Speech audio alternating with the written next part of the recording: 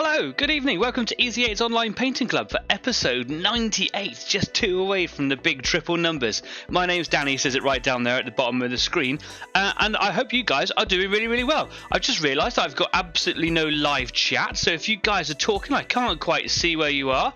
I'm hoping that it will come up in a second. If I play with some buttons, maybe something will come up. Nope, it is all gone, so I can't see whatever it is you guys are writing. So what I'm going to do is I'm going to get the live chat up on my phone so that I can see you guys talking away over there, because that's going to be a little bit awkward, isn't it? Anyway, it's the first time that that's happened. I hope you guys are doing well this week. If you are new here, don't forget that we are not a tutorial by any stretch of the imagination. There's loads of that stuff that's already out there.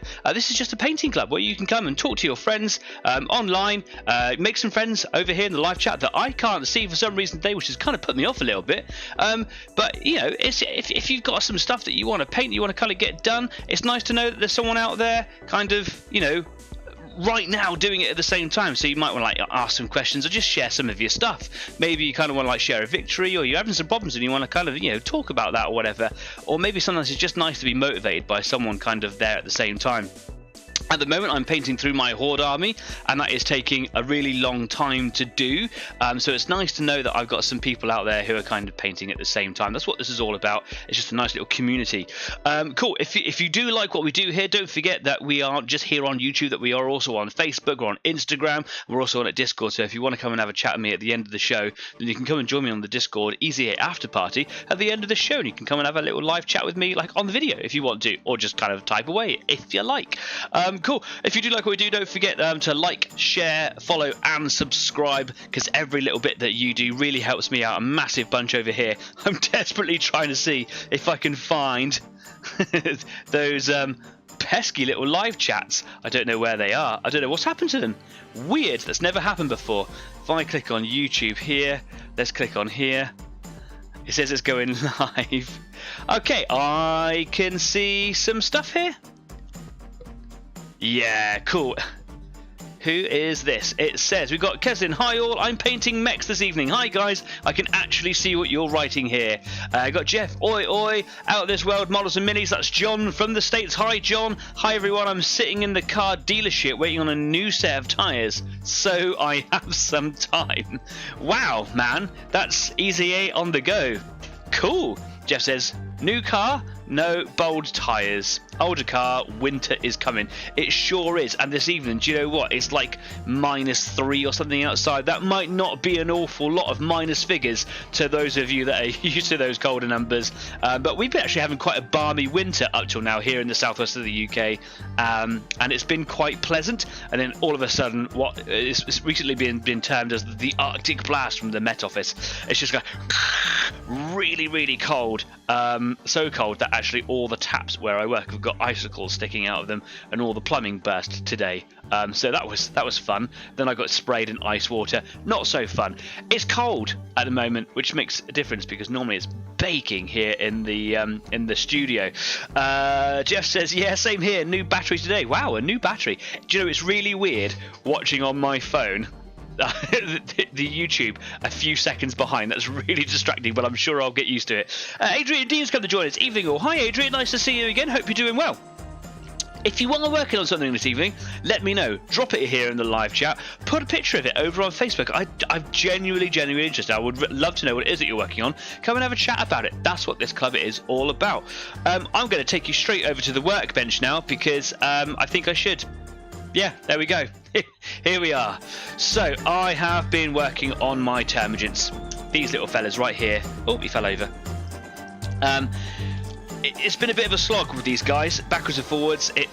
And I wasn't doing it properly, and it was hard to find my place. I'm up to 8 of them being completed up till this stage at the moment, and that's cool because they come in sets of 8. I've got 16 of them, and what I've done, just because the show is getting a little bit repetitive, is I've decided to kind of put those other ones over there for now, and I've actually got a load of random time off next week. I've got like to work Monday morning, and I've got the rest of the week off, and that was unprecedented. So I'm going to use that time to get the rest of those done when I'm not on the show, because it must be pretty boring watching me do the same stuff over and over again.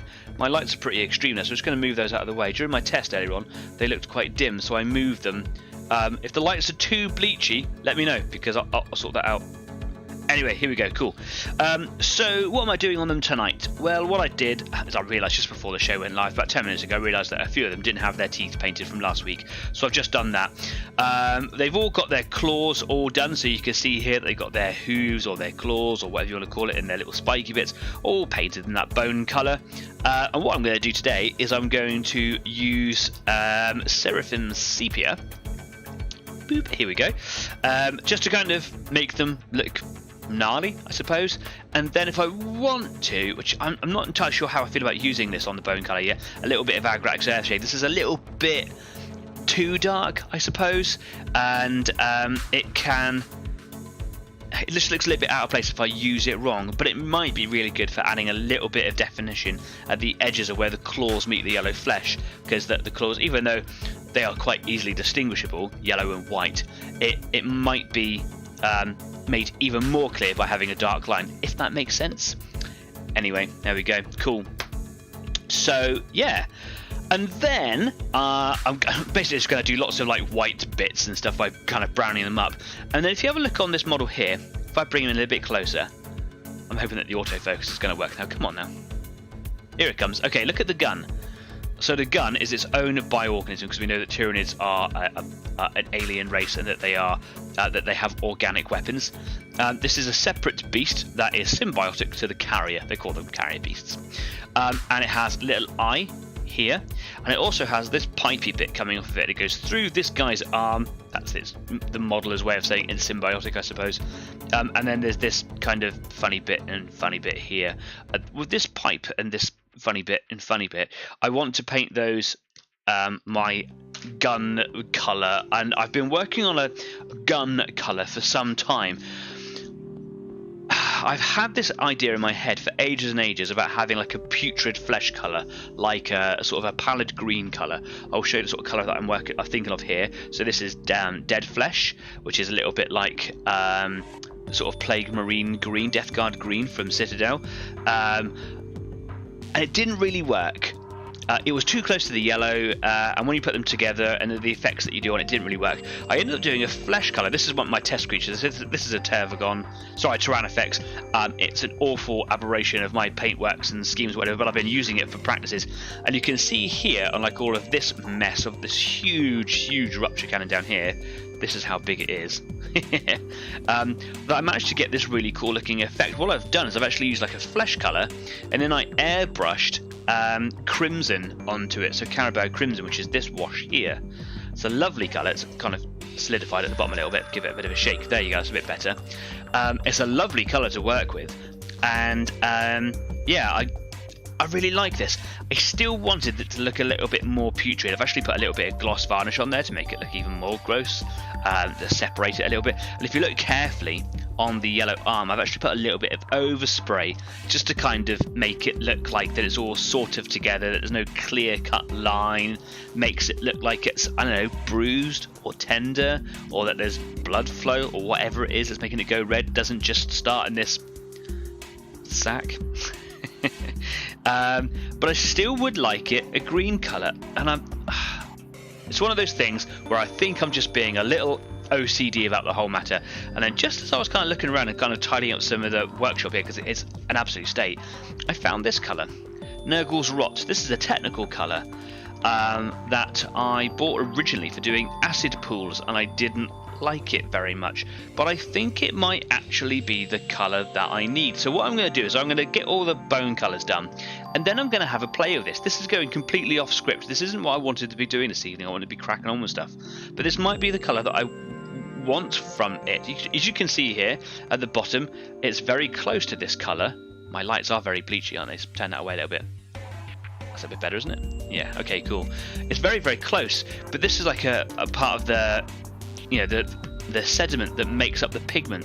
If I give it a really good shake, it starts to bleed off into a different colour. Let's give it a really good go on the Easy 8 Wazomatic.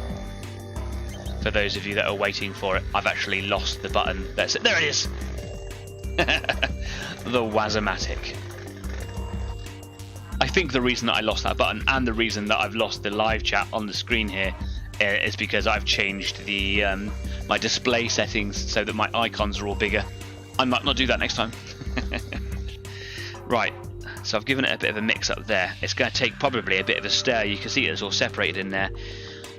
I was using it as an acidy colour, but it's more used for like pussy colours. So this might be the colour that I'm looking for. I don't know. I would still definitely use that crimson with it. I might even do a mixture of this and the flesh colour. Yeah, who knows? This, yeah, might be where I'm going with it. Let me know what you think. If you think it's a good idea or not. But basically, I want to colour the pipey bits on there just to kind of make them stand out a little bit. Because as you can see on some of the bigger creatures, that is quite a big part of it. Yeah, there we go. Cool. I'd love to know what it is that you're doing today. Oh, there's loads of comments going in. Out of this world, models and minis. That's John says, more work on my clockwork dragon when I get home. That is looking really impressive. I saw a little thumbnail of your recent video, potentially on Facebook. It's looking absolutely cracking. Brilliant work. Maybe sepia instead of agrax. Yeah, sepia is the colour that I use all over the white, and then I go back in later and I kind of dry brush the sort of the tips of the claws to kind of make them look even whiter. The agrax is just about making the line where the claw starts a little bit more defined, and it's a brown and it works better. We'll see. It might not work at all. You might be absolutely right. Jeff says, working on some brackets loads of American snake fence. I think that's what it's called. Zigzag fence. Is that right, John? Chain link fence. Snake fence. Don't know what you're talking about. Stuff from the Civil War. Farm fence. Something like a fence used in chicken coops. love the Waz. Yeah, I want to get a t-shirt that just says Wazomatical. Something potentially naughty. Right. A cup of tea because it's Baltic in here. Let's just get on. Let's just move on with our lives. I was using this little model clamp the other week. I'm going to try it without because it might be quicker. Now that I'm holding it, might be in the way. You can see I just want to speed through. That's half of my problem, I think. It was being a problem then. Right. Actually had a lot of communication with people within the community since the last show, over this last week, talking about my choice of brushes, people kind of getting serious about their brush choice. I'm glad I'm inspiring people. Don't feel that I'm forcing you into it. I just think that if you're starting to up your game a little bit and you want to sort of improve, one of the first places you should look to is a good brush and look after it. So yeah, people were talking to me about the different brushes. This is a Raphael Kalinsky brush, number 0. I have since discovered that they go to a 00.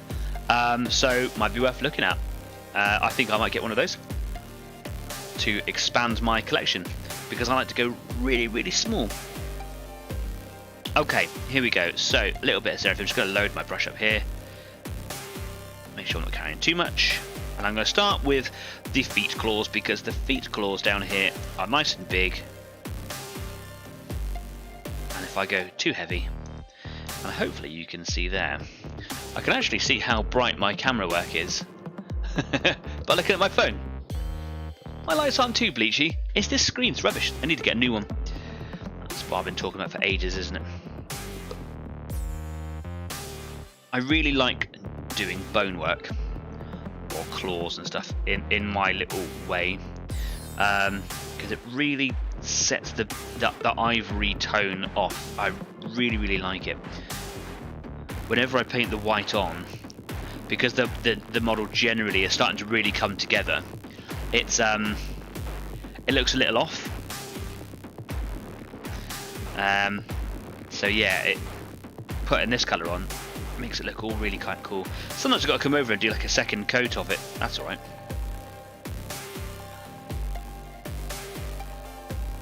Because I'm doing a Horde army, there is a temptation to slap it on as well. So it kind of runs around, it pulls around a lot. And you've got to come around and neaten it up or, you know, just redo it.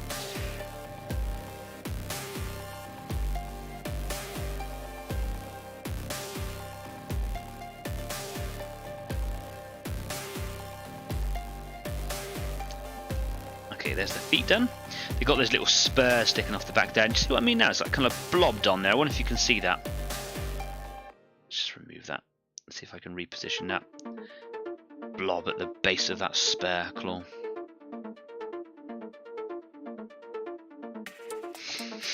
I do have a slight sniffle today. That is literally just because it's cold.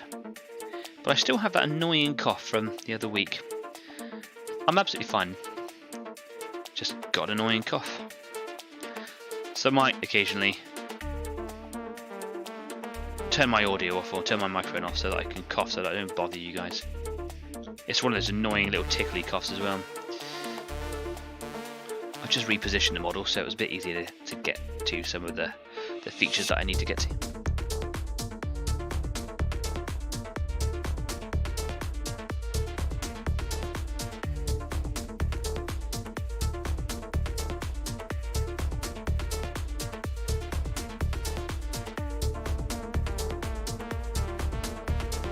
Now again, Horde army trying to not be precious about it.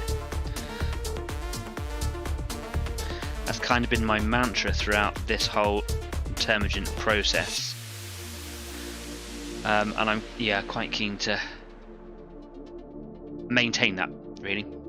Right, so here comes the next bit where I've got lots of little details. So on this one, I've got these little claws that are sticking through the top of the gun. Another method of the modeler to present its symbiotic nature. So I'm just trying to get a little bit of colour onto that ivory colour there. I call it an ivory colour, it's not off-white, but you know what I mean. What I do like about doing this is that this wash sits in the recesses around the claws and makes them stand out a little bit. That's really cool. I wonder if you can see that on your screen. And I'm also going to pop a little bit on the teeth here, because the teeth I've deliberately rushed. The idea being that I want this wash to run between the teeth because I was quite messy with it and arbitrary how I put it on, and I just kind of want to make it hide the bad, which I've done a really good job of, and sort of enhance the pearly whites. Good effort. Nice. Okay, well, cool, that's one down for now. Let's move on. Next one, load him in, slap in a new clip. Ideal, cool. Adrian Dean says, I be currently still working on the Spartan. Little details now, then tracks. Also still working on Azrak. Finished off the Jeff Rocker and the Contemptor from the Age of Darkness box set. Would love to see photos of those. If you do want to put photos of your works on the Facebook page for EZ8, follow the link in the description just below, and you can find the link for tonight's show, and you can just stick it in the comments down there, because you can't put it on like a particular part of the page anymore like you used to be able to. I feel like a parrot always saying the same thing, but it's nice to be able to see your work, and if you don't know where to put it, we can never see it. So yeah, go on Facebook, go find it.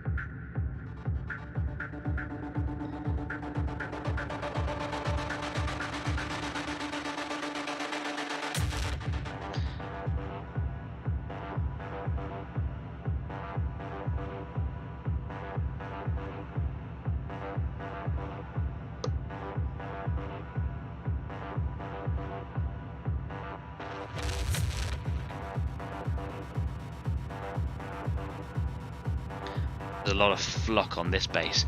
This flock was from the previous owner, because, let me say that word again, from the previous owner, because like I've said before, these Tyranids came from a charity shop and they were just bundled in a carry bag. There was so much stuff, and I've got so much stuff that I just decided to paint them as is. So all this flock actually comes from the previous Norn Queen. So what I'll do, rather than like scrape them all off, I have scraped up little bits and pieces of them, but I'll make a better effort to hide all of that flock by putting on my basing materials later on, and depending on the mess that exists on the particular model at the time will depend on how I kind of paint that base, I suppose. you'll see as well, occasionally I'll move the model out of frame. That is literally because there's so much shadow being cast in a particular area where I'm trying to paint. I just move them off into the light a little bit, so it's not me like, you know, oversteering. There is a reason for it. I apologise.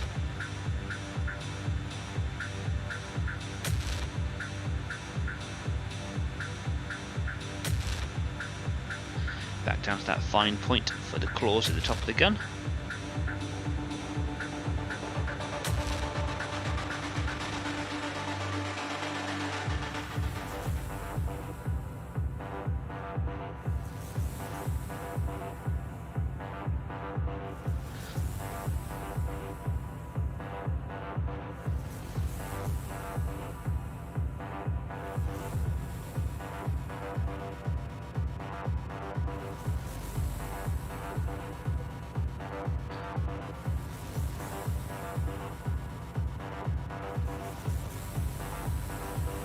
Onto those teeth. Again, not being really like scientifically accurate. I'm just trying to define those teeth a little bit by literally just pouring this wash into the gaps of the teeth.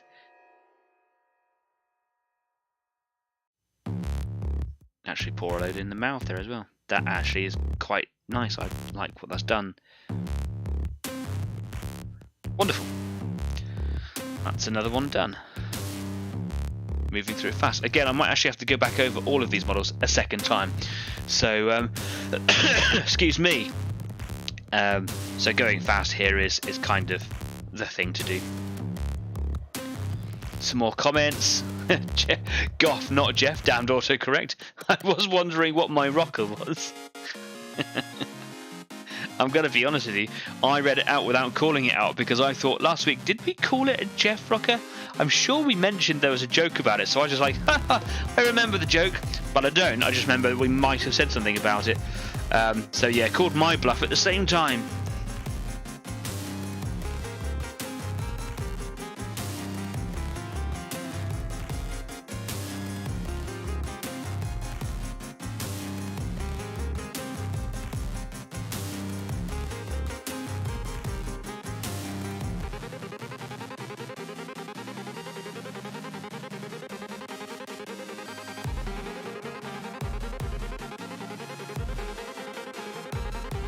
I am a little bit concerned about how to get in and around the claws and the creature at large when it comes to dry brushing.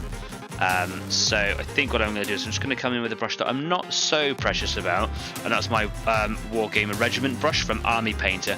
This one is a sable brush. It doesn't have a fine point on it because it has some rogue bristles on it, and I chopped the end ever so slightly too short.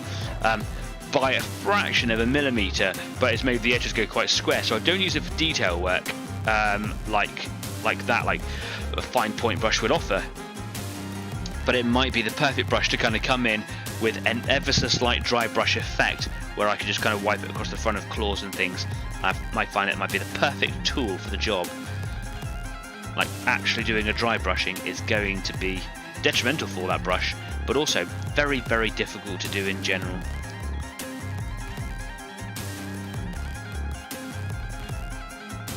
And again, had I have made these models, I might have considered that when I was building them, but I didn't. Some of these models are actually are mine, so some of these Termagants are.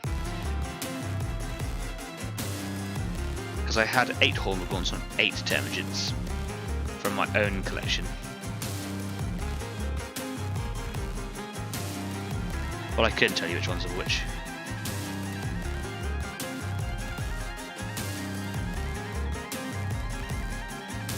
Okay, this fella's got his mouth shut, so his teeth are a little different. So I'm expecting there to be like a zigzag between them.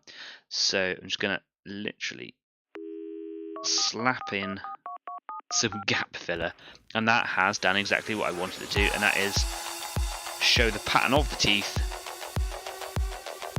by running in between them.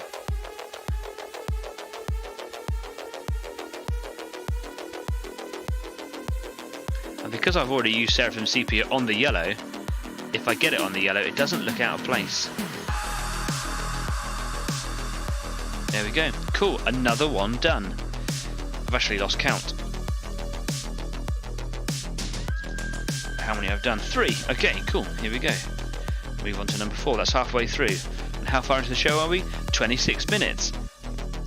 Take off 10 of those for flabbergasting at the beginning. Flabbergasting, is that the right word? Just jibber jabber. That's what I was kind of talking about. I'm sorry if there's a bit of a delay between what you're typing and me reading it out. Normally there's a fractional delay, but obviously I'm waiting for the delay to go out and come back because I'm watching it back on a video, so that delay is a little bit more. So if you are like, oh, it's not saying what I'm talking about, yeah, soz. But there's your reason.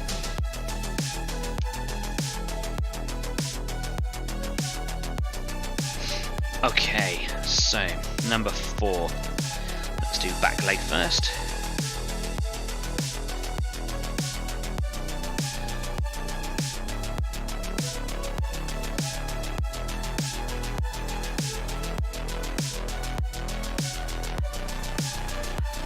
Make sure I'm in frame. I have a tendency of wandering off lately.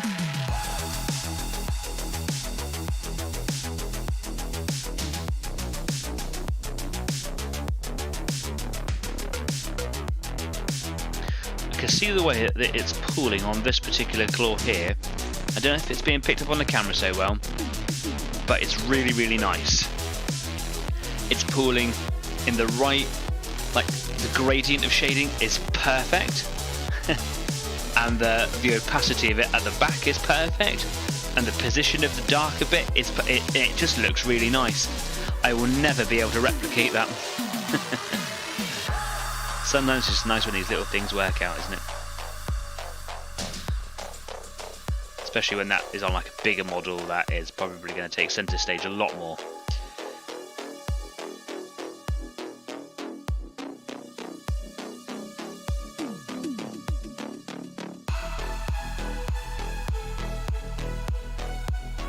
Have you guys ever painted something accidentally really well? Probably a load of it you're thinking, I painted accidentally rubbish before. Like all the time. I went in to go paint it really well and it came out looking like bum. We've all been there. Or maybe you haven't. Maybe you're one of those people that's just naturally really good, which really annoys me.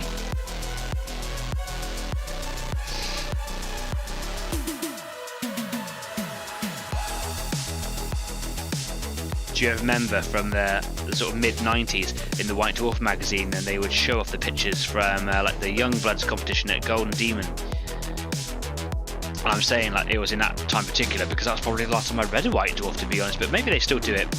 And like the Young Bloods, painters who are like 10 years old, they're painting like they've been doing it for 100 years. Incredible talent from such young people. Absolutely fantastic, really inspiring, and I remember seeing that as a kid and going like, wow, I'll just chuck my brushes in the bin, shall I? Really, really good talent out there.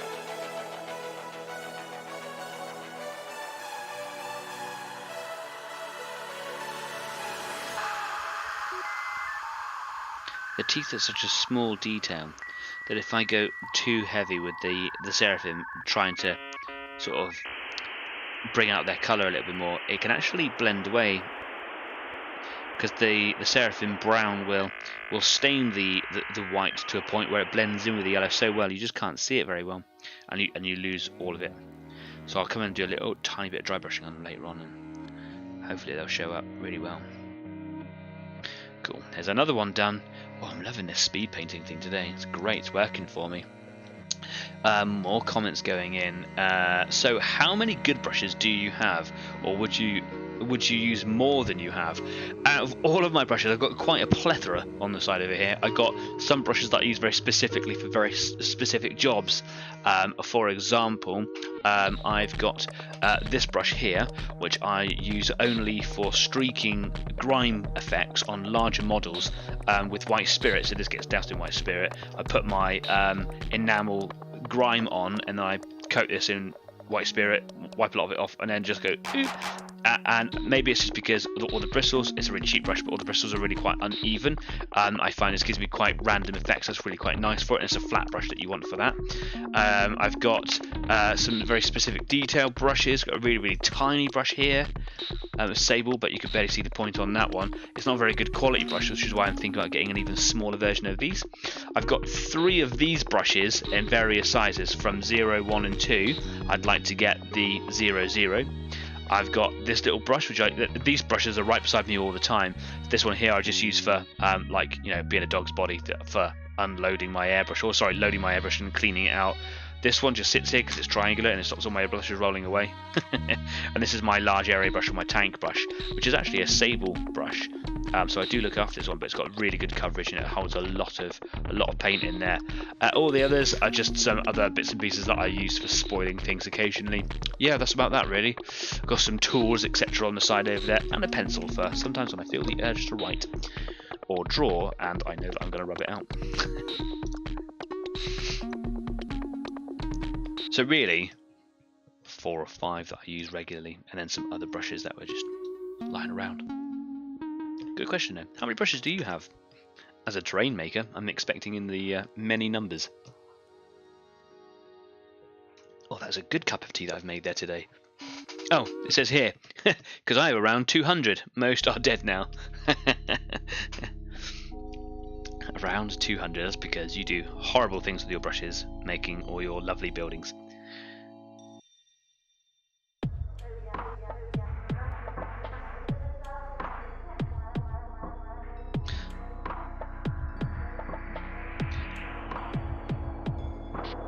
Got one brush right here that looks like it's a really nice brush, but it's all matted.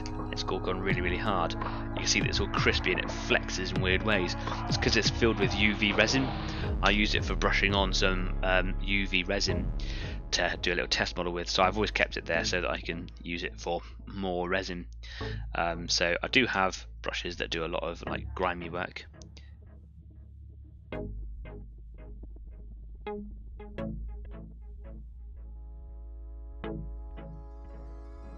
Maybe sometime soon I'll do some stuff with resin, because it's fun but it smells.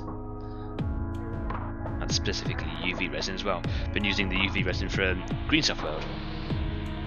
I bought it on a whim, some splash water effects, and I've yet to do anything with it because ADHD, object permanence, it's in a drawer, I can't see it, so therefore it doesn't exist to me anymore. That is actually a thing. Yes, I'm learning a lot about my own mental health lately. It's very fascinating. And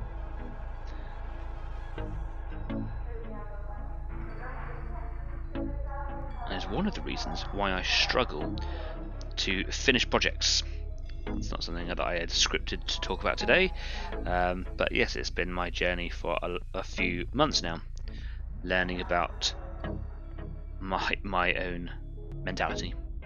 It turns out, people, those of you that know me might go like, no, but I have ADHD.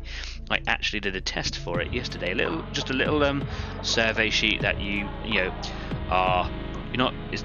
there's not a prerequisite before you kind of get any sort of diagnosis or anything like that. Getting a diagnosis is a very long journey, very expensive as well.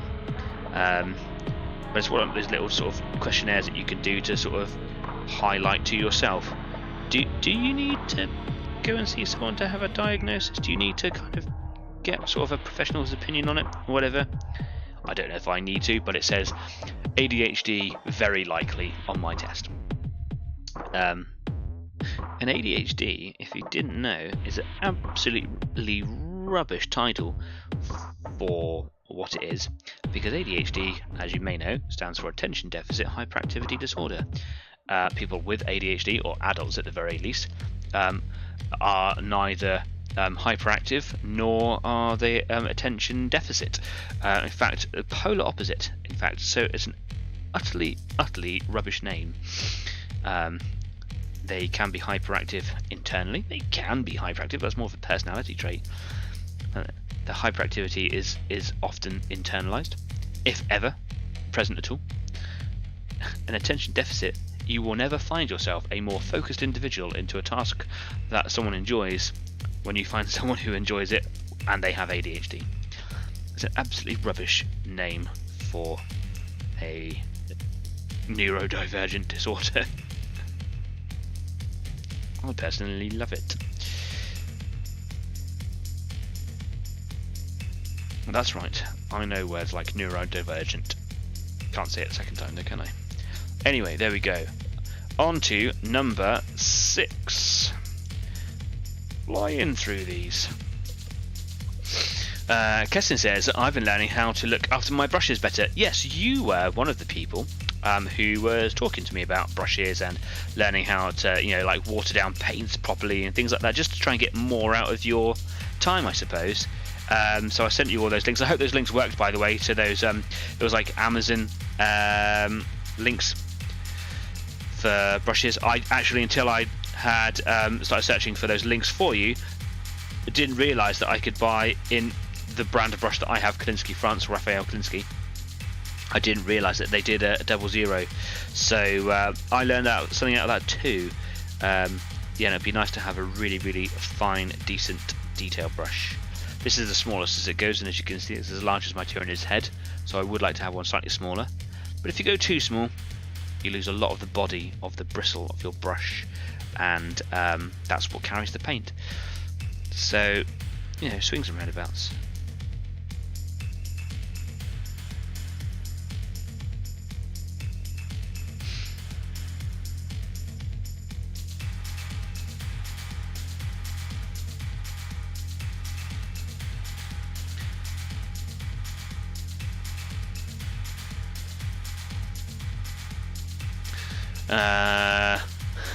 Yeah, they did, thank you. Oh, you're welcome, no troubles. It looks like those messages are coming in quite quickly as well. That's great. That's good to know. I don't want to be too far behind the current topic. Have you bought any, or are you looking at buying any?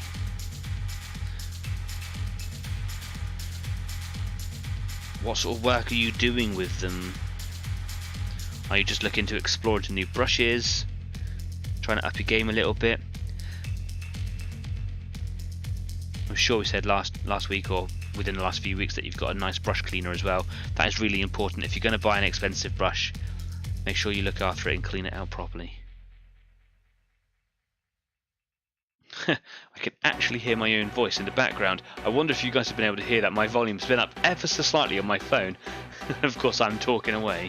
I thought I could hear something. God, I'm so dumb.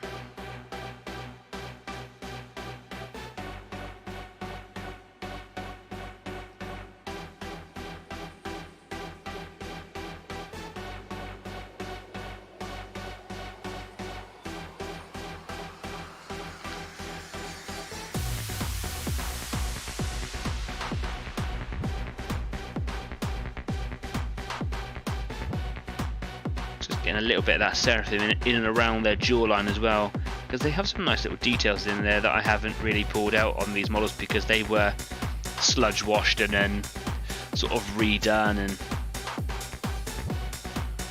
yeah, they weren't very good, and I feel bad for them because there's my little gribblies that do a lot of my work on the field.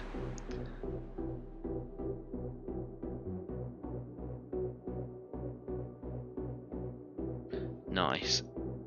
Just filled his eye socket up and I can't see his eye. Just dry my brush out and then there you go. Bit of capillary action, lift the paint back out. Just check I've got the colour on there. Do it a bit more in there, couldn't we? Nice. It's looking great. Nice to see it all coming together, isn't it? Number 7. Gonna gonna give my brush a little bit of a wash out.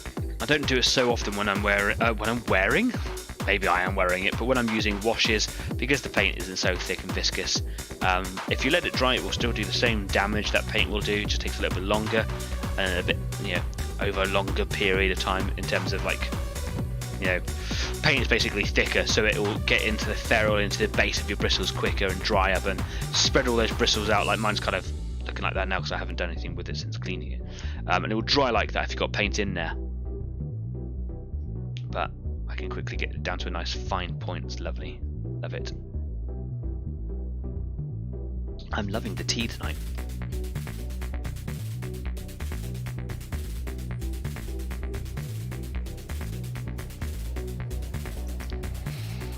Right, here we go. The last few. This is the one that I was painting just before the show went live, because I realised that one of them didn't actually have his claws painted at all. At the end of the last week's show, I just probably started talking a lot like I do, and yeah, I just forgot about him. So you can see that I rushed it and splashed it all over the base and everything down there.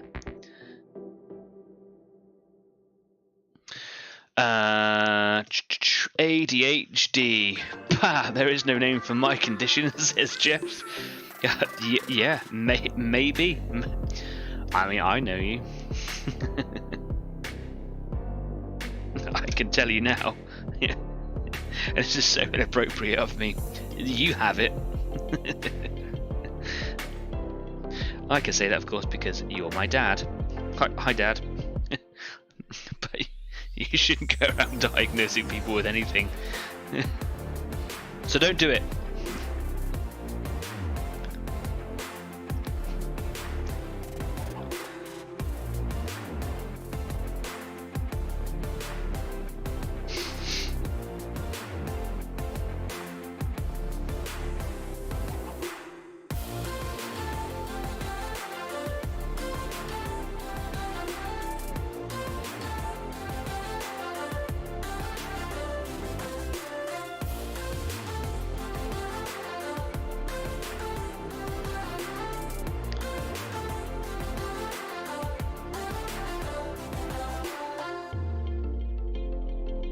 I think what I'm going to do is give my Seraphim here just a little bit of a shake up.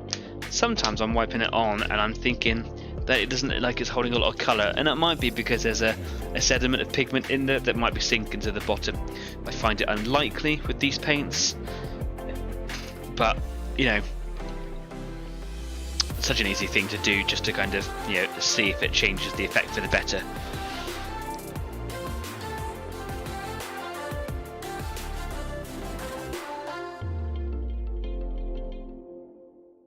And it seems I might have been right, so that's nice when it works out. Again, that just could be a happy coincidence.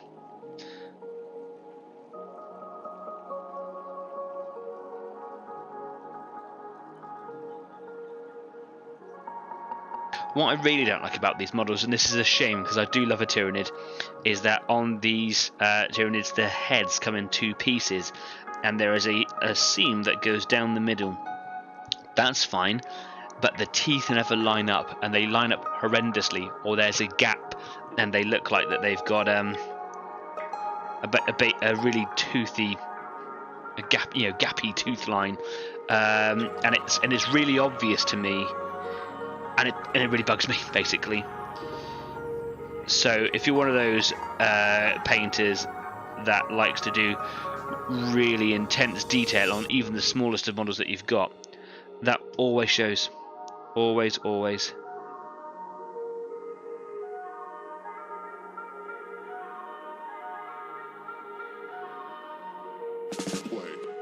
Right. One more, and then I'm going to go back to the first one and have a look and see how it's all kind of dried, if it's dried at all, to see whether I need to go back over and do them. As I'm going over them, I'm noticing that it seems to be drying quite well in a way that I would want it to. I might not have to go over it again, and that is of course just excellent. How far in are we? 7:45. It's amazing how quick that time goes. It feels like I'm doing just the simplest of tasks, but there's so much of it, that time goes really quickly, and it's one of those things that will put you off your motivation. So if you're finding the same as me, press on, man.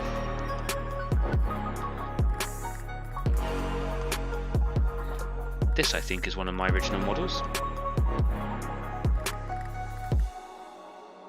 Doesn't seem to have anything on the base, and he's pretty clean. I did clean my models up. Clean my models up. I like I didn't, whoever he was. Or she. They. Whoever they were. But I'm grateful to them, because I've got loads of Tyranids now.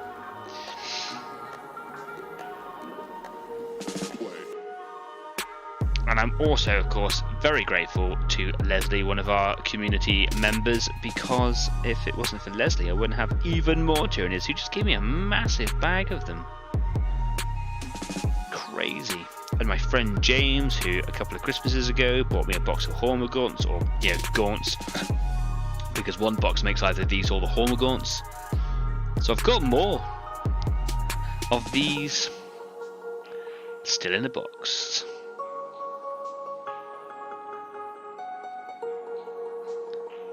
I have so much stuff to paint.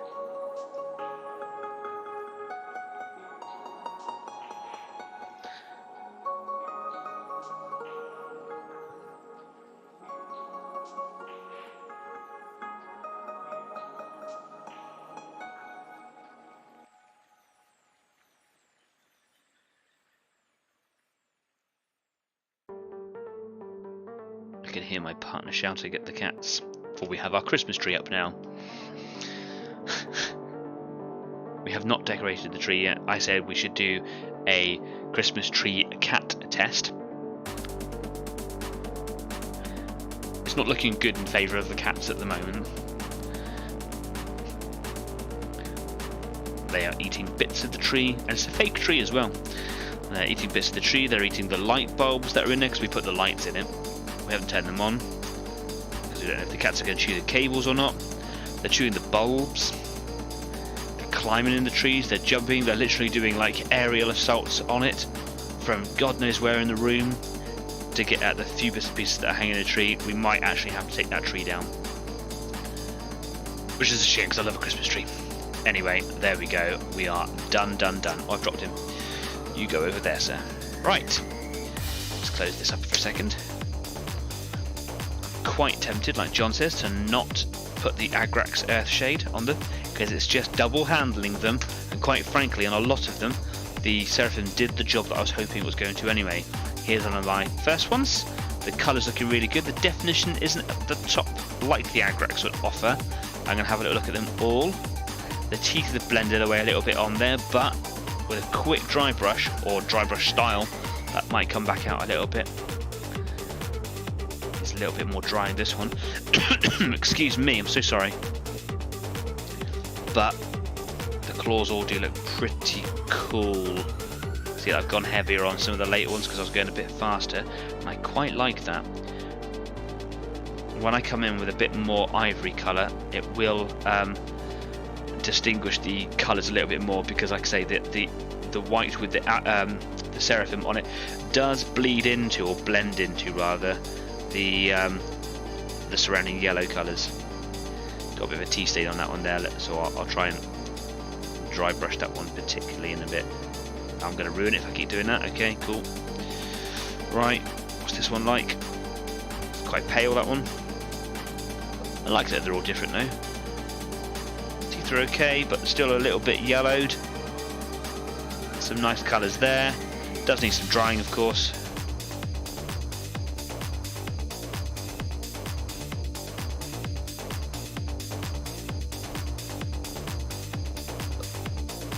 Nice, nice. Sweet. Excellent. Well, I need those to dry, so I think it's actually probably a good time to go for an intermission. Before we go there, what I'll do is I'll have a quick read of some of the comments going in. There's quite a few comments going in today, which is great. But yeah, I can't do anything really until those ones dry. Let's have a look what's been saying here. John says, wow, turns out I need a little more than just tires. I'm here for the duration. Lol. Love the fact that you can maintain lols. Sounds expensive, many dollar. Yeah, well, I hope it doesn't turn out to be so expensive. It's the last thing you need right before Christmas, right? But do get home safely. Kes says, I bought size 1 and 2 and a set of mid-range brushes. Oh, okay, cool. When you say mid-range, do you mean like mid-range brands? So, like, you've bought a 1 and a 2 of the Kalinskis and then some other, like, slightly more affordable ones, like my Army Painted. This was much more affordable than the Kalinskis. These are about £14. This one was about £5, but I can't quite remember. So, yeah, maybe about £4 or £5. John says, yeah, thankfully my dealership offers a financing option for repair work. That's very handy. I think they want to try those Rosemary and... I think I want to try those Rosemary and Co brushes. I've not heard of those. I've heard of Winsor and Newton. Rosemary and Co. No, I don't know. It would be great, actually, if you could put a link to those in the description, either in the comments down there, or on Facebook. Yeah, pop them down there in the comments if you've got the time or ability to do that where you are. That would be really handy. If you don't worry, that's fine. And then I can put them up on the Discord as well. That would be great. Hearing a lot of painters use them. I just don't know if I've heard of them. Anyway, so I have an old out-of-production Tyranid Carnifex Screamer Killer. I know the one you're talking about, the one with the big scythe talons that look like it's coming in for a big hug. I used to have all of the old white metal Tyranids. I don't know where they've gone now. Probably in a bits box, or it could even have been gone, chucked out from years and years ago. But yeah, I know. Yeah, they are really cool, right? I think I'm going to use Danny's colour scheme. Oh, okay. I've actually lost the live chat, but it did say that you were going to use my colour scheme to paint your. I'd love to see it. Let's do a Carnifex off. That would be great. I've got a couple more Carnifexes in their boxes because that's what I'm like. Can I get? Aha! Here we go. I've got the live chat back again. I'd like to use Danny's colour scheme. I don't actually play Tyranids, but the model is so fun and it's old school, right? It's right up your street. You're one of those painters that just kind of picks up anything and goes, oh, I'm going to paint this because I like it, and I value that actually as a painter. Yeah, and then Kessin says, yeah, Kalinski Sable brushes, I think it was £8 8 for 24. Oh, okay. Nice, I'd like to know about those, because if they're Kalinski and they're good, they have just as much longevity as a Raphael brush, then quid's saved, right? Absolutely. That'd be great if you could share that information. Anyway, look, enough yabbering on. I was just trying to pass some time a little bit and catch up with the live chat. I'm going to take a quick break just for 10 minutes. So should you. John, maybe, I don't know, stretch your legs, get out of the car for a bit. Yeah. Or maybe you're not in the car because they're working on that. I understand what I've said now. That's a bit stupid, but you're there at the dealership. Get out the car, John. They're probably trying to work on it, mate. Anyway, I'm going to go and have a quick break. Maybe go grab a glass of wine. Whatever it is that you should do, you should definitely find some time to go and change your paint water. Just do it already.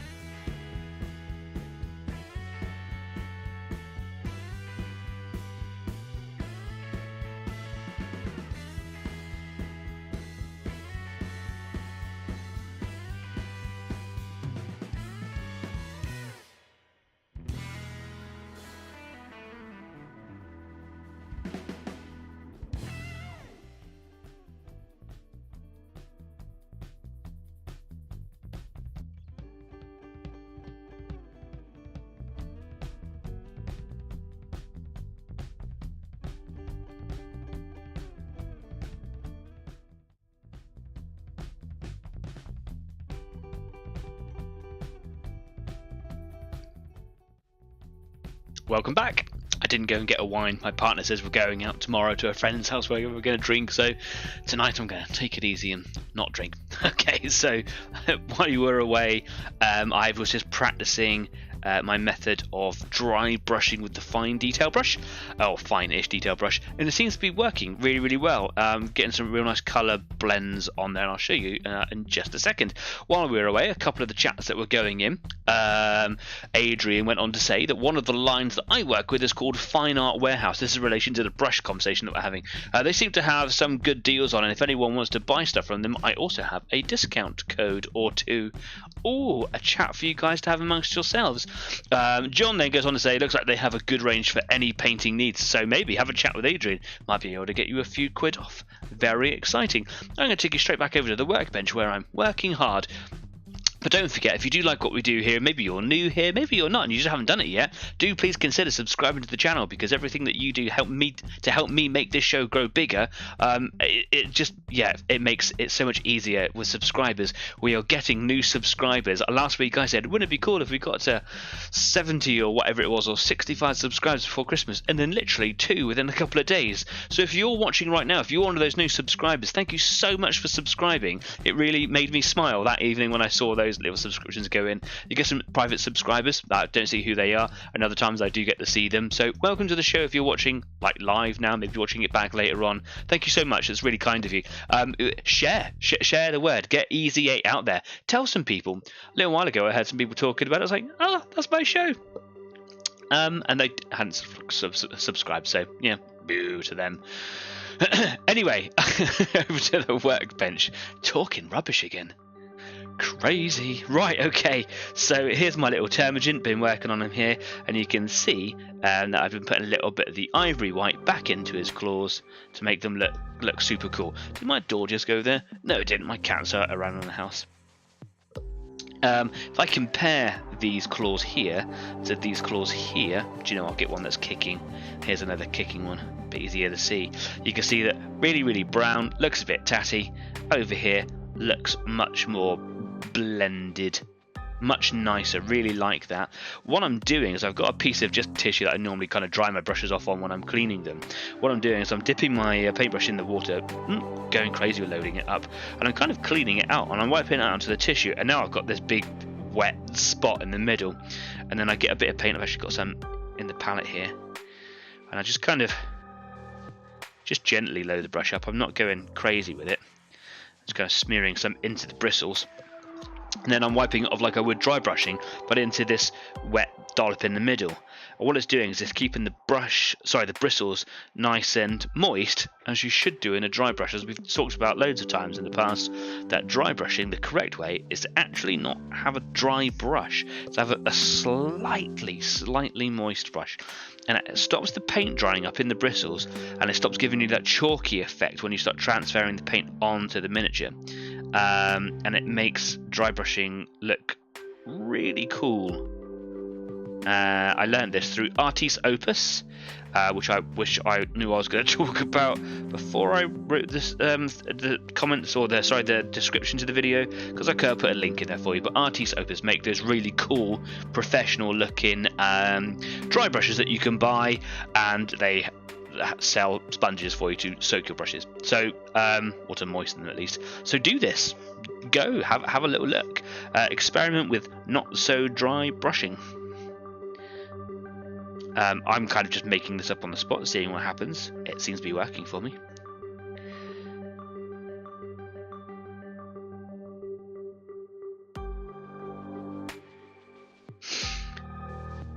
Right, let's start on this claw here. What I'm doing is I'm starting at the points of the claws.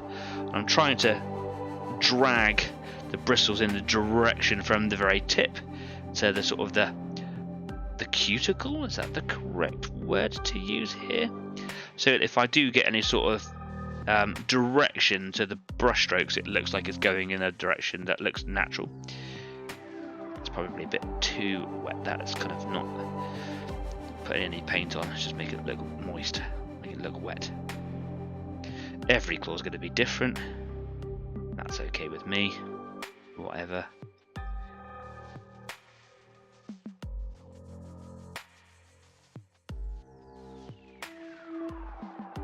My watch is coming off. Let me just pop that back on. There we go.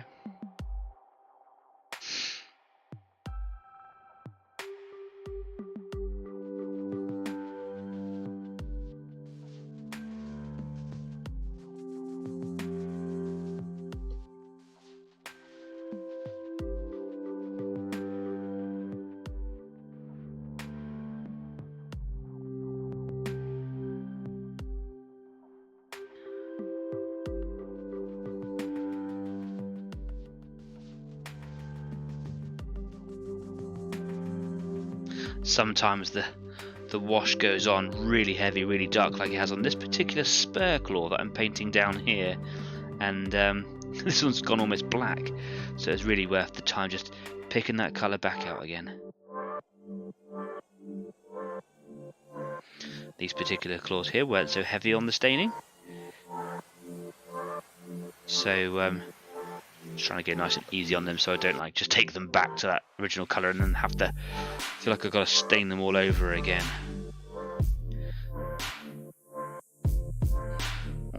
Bristles are going a little bit wild on this, so I'm just trying to also be very careful that I'm looking after this brush, even though I don't use it very often, and for a lot of the detail work that I like to do with my Raphael brushes, still worth looking after. Those teeth came out really nice there as well. That was good. Nice. That's 2 done. Just going to pop those over there. Make sure that all the stain, all the wash is dry before moving on to the next model. Otherwise I'll end up just moving paint around while it's on there trying to dry and it'll look awful.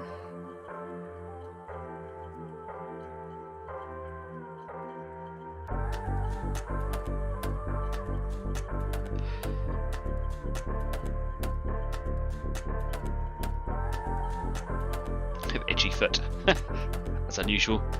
Right.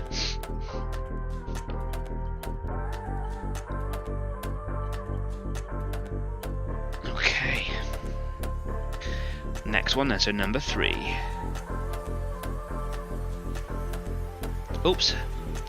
Dropped him.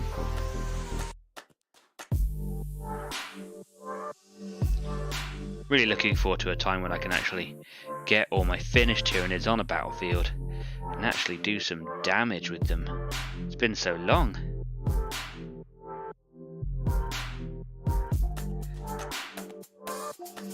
And I've been challenged by people, in the community, been challenged by Blightforge Studios. If you're interested in having a look at Blightforge, another commissioned painter, you should definitely go and check out the description, because I put a link to Blightforge just down there for you. Blightforge was like, yeah, come on over, and I'll give you a game. So yeah, I'm looking into the new year now, where I can actually get out there, meet some of you guys, come on over to, you know, a dedicated space wherever that place is going to be. Me in a community for the first time is always a little precarious, but I'm going to go and have a game. Maybe we'll go to like a gaming club or something. I say precarious, but you know, you should always be safe. Which is another good thing about this online painting club, right? It's safe, man. Want to meet people but not meet people? Then this is the place to be. My screen's gone very dark. Let's bring some lights in over here. Hopefully that's better.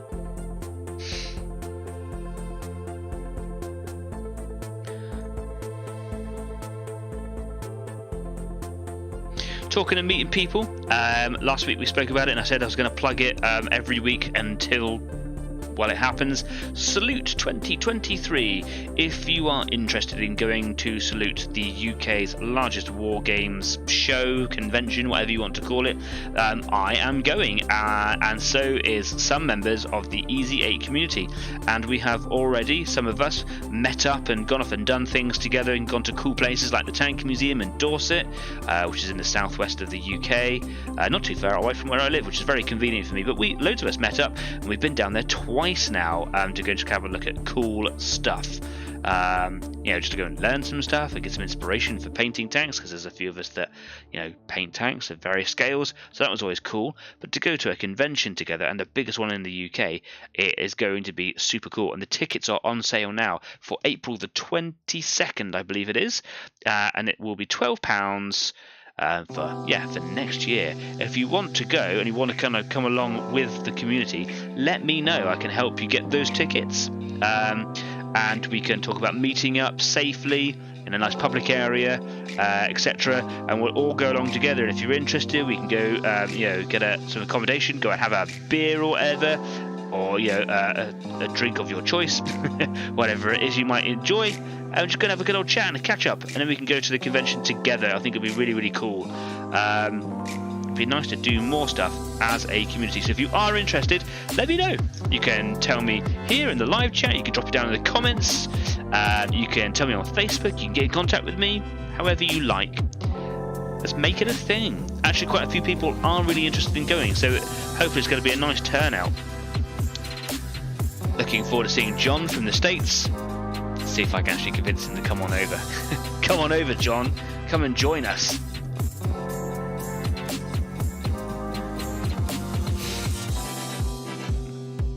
If people are coming from overseas, of which there are quite a few viewers, do let me know in advance, and I will make it a bigger deal as well, because make the most out of your trip to the UK.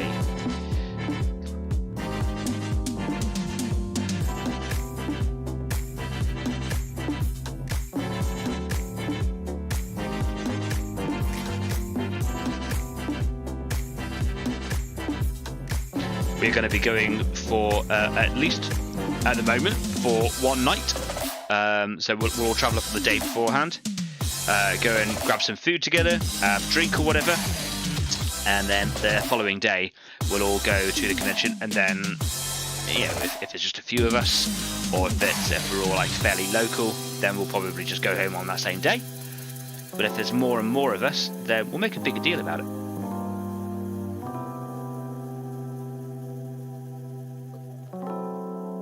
That is April the 22nd, 2023.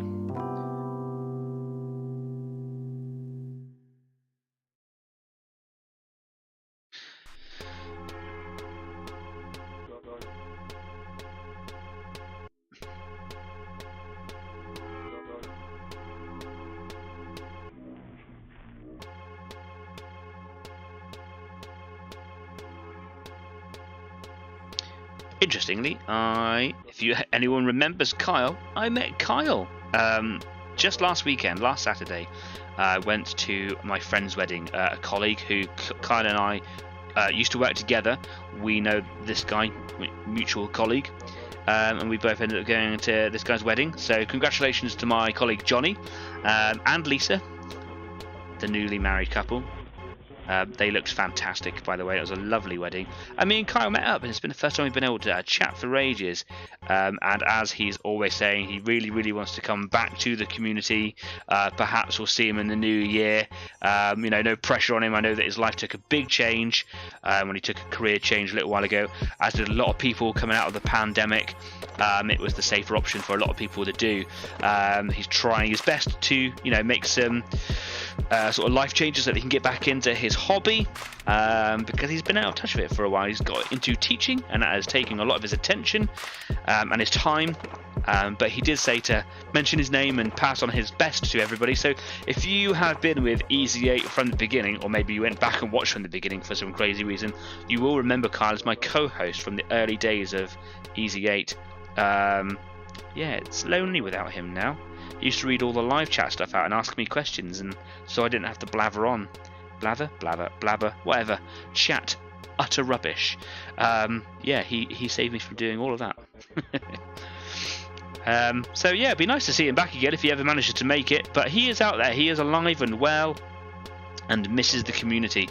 And I was saying, hey man, you should come to Salute with us next year. And he's like, that would be awesome if it wasn't bang on my mum's birthday. So maybe Kyle will have an early or delayed birthday with his mum and come and see us at Salute. Or maybe we'll miss him because it's his mum's birthday and he should totally prioritise his family.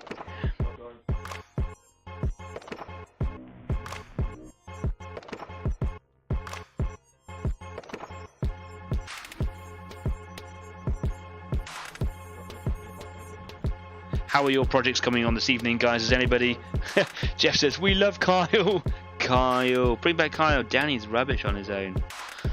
How's everybody else's projects going on this evening? Is everyone's projects going okay? You're painting all right? Everyone goes quiet after the break. It's like everyone kind of knuckles down.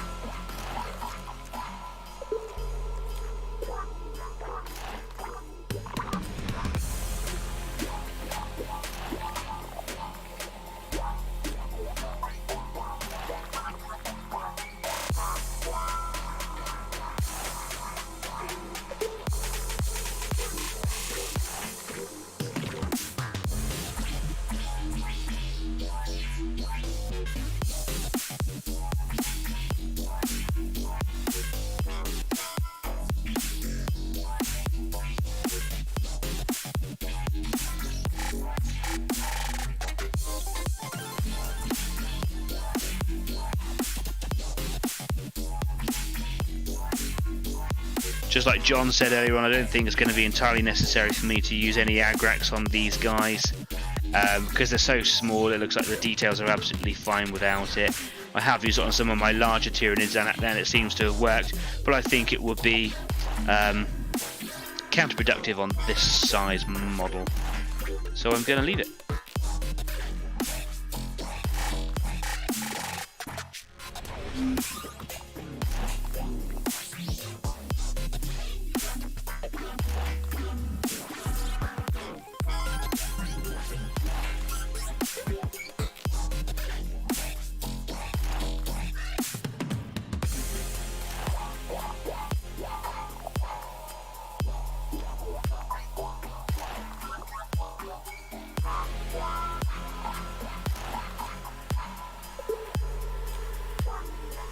Guys are starting to look really good. 3 more to go. Just going to clean my brush out, getting a bit claggy.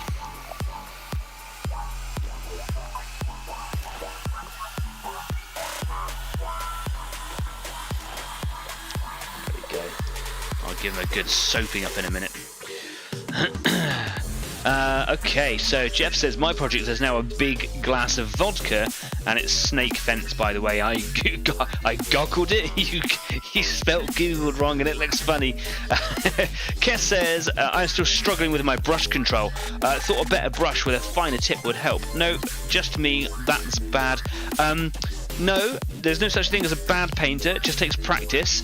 Do stick with it. Come and join me on after the show at the Easy 8 after party on Discord. My lights are all over the place. What's going on? Bring those bad boys in. Come and join me after the show and I will talk through it. Maybe you can show me on the video or just kind of talk to me what's kind of going on. And I might be able to sort of help you out a little bit.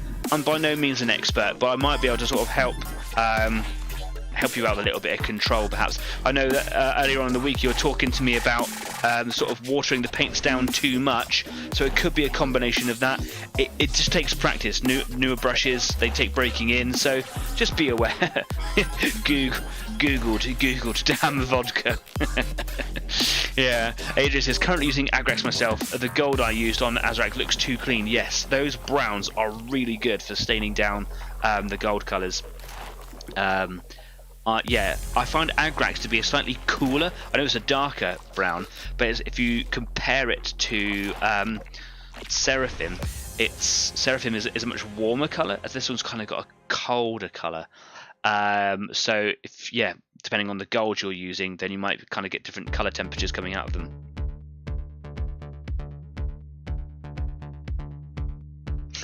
Goggled. That's funny. Because you're drunk.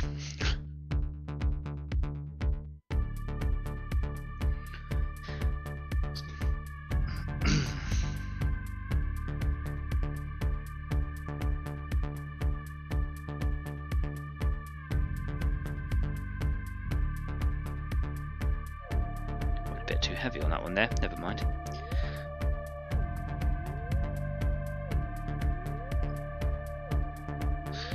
It's amazing how long it takes to even do some of the smallest things.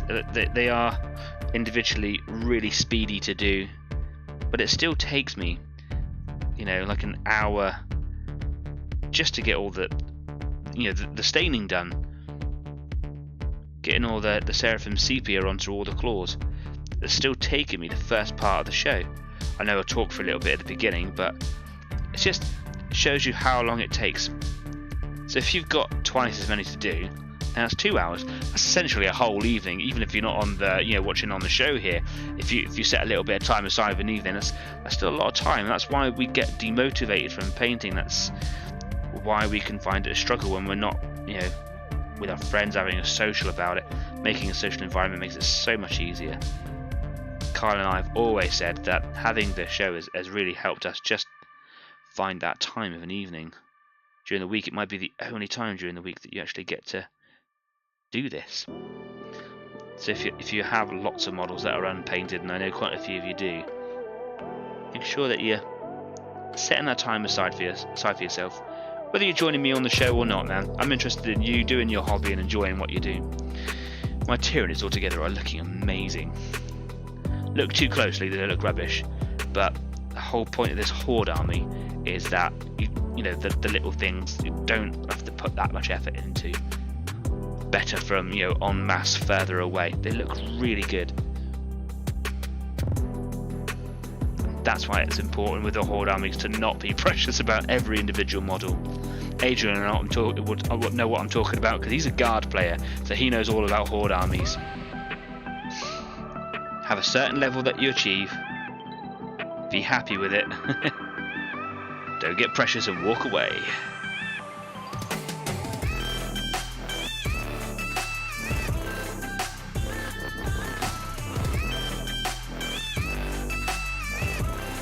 Getting a lot of shadow in the middle of my screen, and it's really bothering me.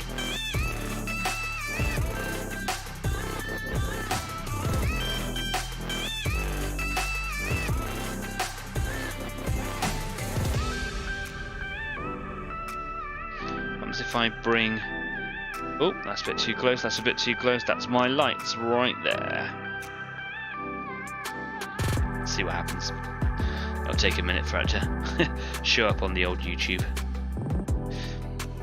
It's a few seconds delay.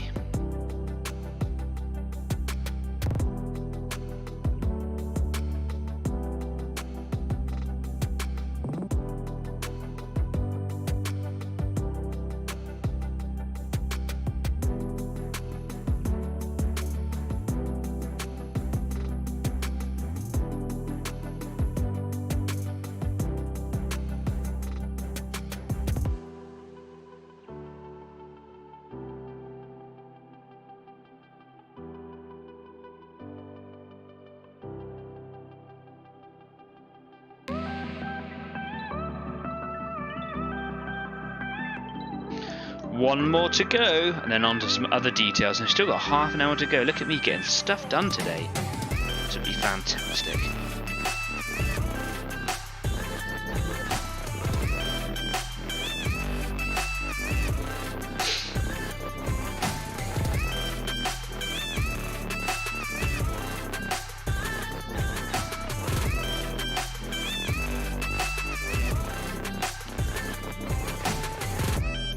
I always come away with paint all over my hands, all over my fingers when I'm coming down. And my partner's like, can you not paint between the lines? Do you always have to come down with paint all over your hands? Like, yeah. Yeah, I do. I was always the kid at school with biro all over their hands as well. Sorry. Trying to explain to someone that testing it on your hands is a good way to go when they don't know what you're talking about. It's just a pointless endeavour. Yes, I like to paint my fingers too. Anybody else deliberately paint their hands as part of their process?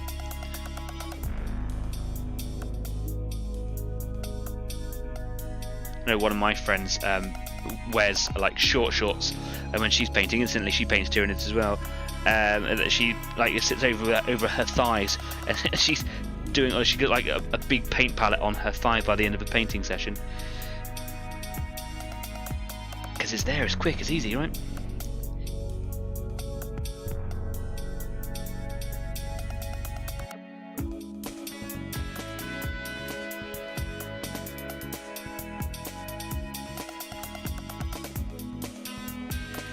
This one's not the best looking bit of dry brushing I've done on this particular model here. I suppose they'll all look different, won't they?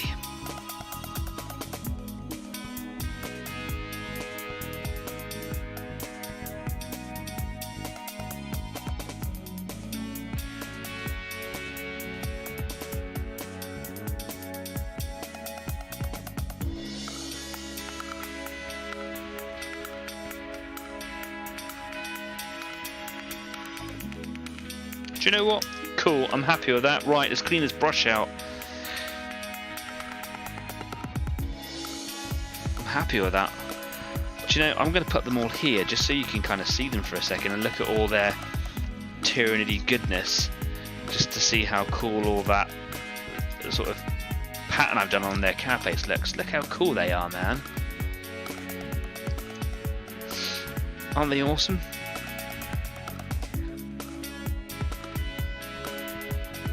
Right, I'm just going to get some brush cleaner. Where is it? There it is. Being quite scruffy with that, so I need to make sure that I clean my brush out properly.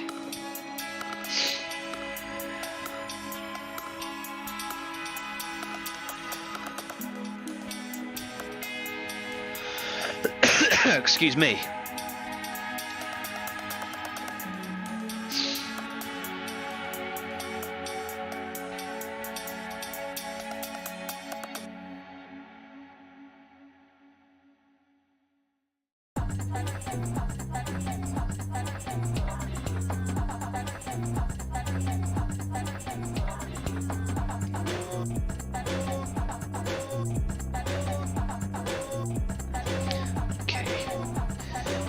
That up.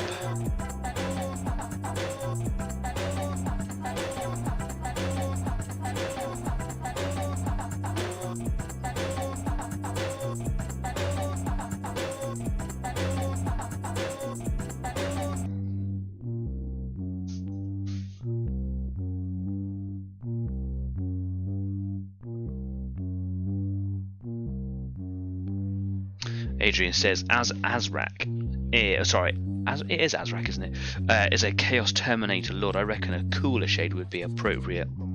Yeah, I see what you're saying. That might be a nice idea. Yeah, I suppose because you want to compare it against the Custodies, which are kind of like warmer colours, very yellowy golds, aren't they? Well, traditionally painted so anyway. So to distinguish away from that, you might want to go to a slightly cooler colour. I mean, don't have to follow my plan. Maybe stick a little bit of Nuln in there as well. That might look quite cool. Speaking of cool, it's very cold today. So those guys are done on all their bone colours. I'm really happy with that. I've only got a few things left to do. I've got the eyes to do on the carrier beast and the gun beast. I'm really happy with it actually, is that the claws are sticking out on the gun. So these little claws here. In the past I've never really seen them. I've only ever seen the one thumb claw sticking out, not these two claws here, but they really stand out, and I really like that because it's never happened before. Some of them have also got tongues, so I've got to have their tongues painted, but I want to have a little look at this Nurgle's Rot as a colour. I really want to just test this little scheme out of mine, so let's have a little look. I'm going to give it a really good shake. It's been sat there for ages and ages and ages as well, and I wish I had something really good to test it on. I might have to kind of get involved on my Tyrannofex model again, which is something that I try to avoid doing all the time. Oh well, whatever. Anyway, let's get this paint on the Easy 8 Wazomatic. Wazzing paints since 2022. So many layers of inappropriateness. Right, okay. Let's open this up and have a little look. It's a really putrid colour, and it's really what I wanted. And I'm wondering if I can kind of somehow mix this with the flesh colours that I use. So if I give this colour, so this is just the standard flesh colour. Not really a fan of it. I don't really know what I use it for. I've come away from that. I've gone to the wrong screen. Let's back to the workbench. I hit the wrong button. Yeah, such a professional show. So I've got here Nurgle's Rot. That's the colour I was looking at. But this is the colour here, Flesh. It's a colour that I don't normally like. I don't really use it for anything. So that was one of the reasons why I picked this colour up to use for this particular thing. It's because I wanted to find a use for it. It's in my collection. I don't really use it, whatever. You can see on my Tyrannofex here that I've used it along with the crimson colour. What I'm wondering is if I can kind of use a blend of these two, have this as a base or this as a base, and use this as a highlight. And I don't know, but I'm gonna have a little go with this one. Let's get a little bit. Ooh. Stay open, you. I don't like these little citadel pots at all. Gonna get my Raphael number 2. It's clean. Okay. I don't know why this is a technical paint. I'm not entirely sure what makes it technical. Maybe it's because it's got like a semi-gloss sheen or something to it. I'm just going to test it on this part here. Maybe I could do like a, I don't know, like a wash of it over the whole thing.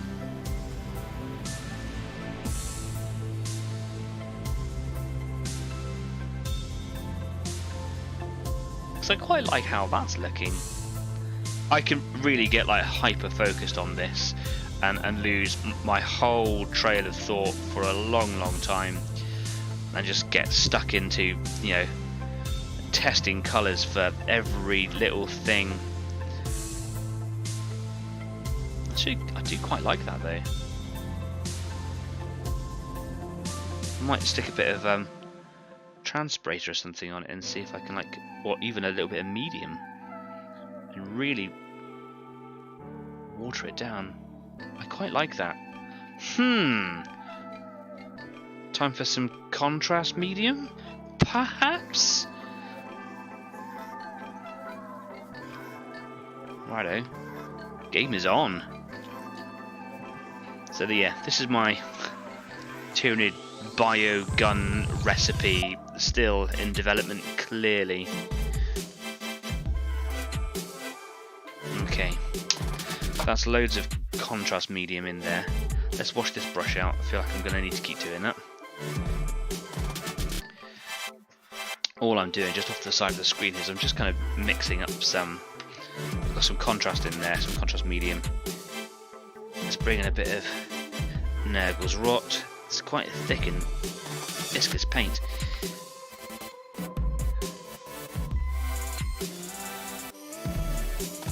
I'm just trying to turn it into a really smooth, watery sort of paint, so I'm going to add a touch of water, just a little bit. So it's like, I don't know, 50% paint, 40%. I was going to say contrast medium, but I've just added a load more water to it. It's tricky stuff is contrast medium. I've not really worked it out yet, how to use it. I quite like how it's doing its thing there. That's really thick. Let's add more water.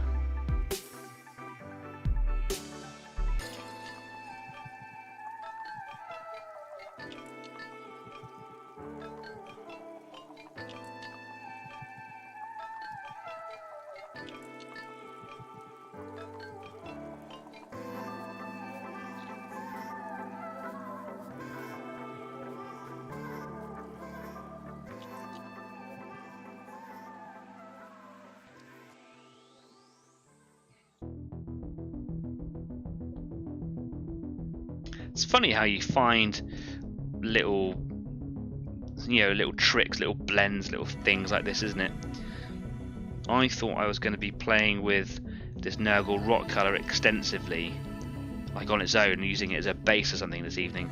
And it turns out, actually, that accidentally finding out it may work as a really good wash.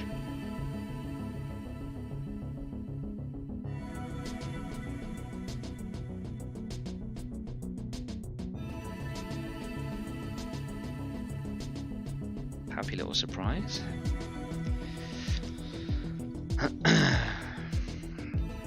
What really worked with the crimson colour was actually learning to airbrush it on rather than applying it by brush. If I applied it by brush, it was rubbish. Lost its impact entirely. Cat hairs, because what would the show be without them?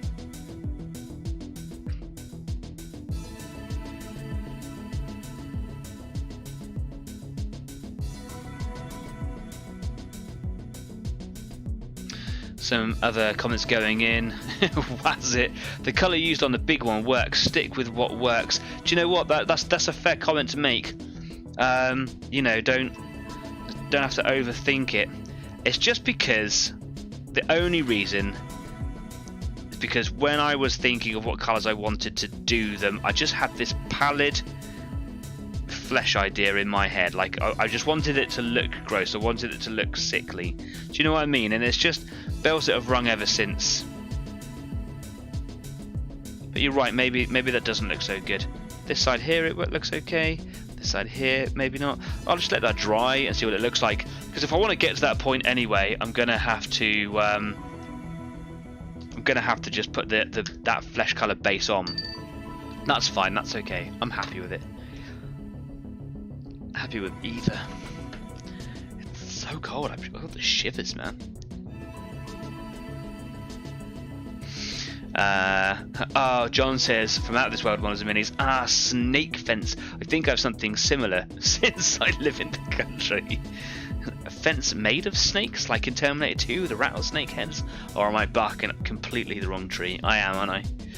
That'll be the stuff then. We don't have anything like it over here. We do. Well, we have snakes. We don't have lots of venomous snakes. We have vipers or adders, whichever is your preference to the name. Right. Okay, do you know what? Here we go. Gonna go in with flesh colour. Let's do it. This is flesh. Okay, going in on the Wazomatic. And this time, I promise you I'll push the right buttons and make it look like a professional venture. Maybe.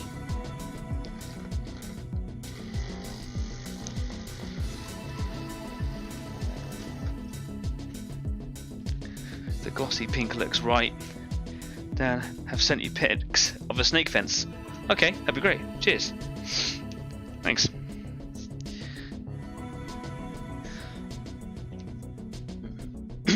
Okay, cool. Let's come away from the number 2 Kolinsky and back to the number 1. It's an airbrush paint, so it's really, really thin.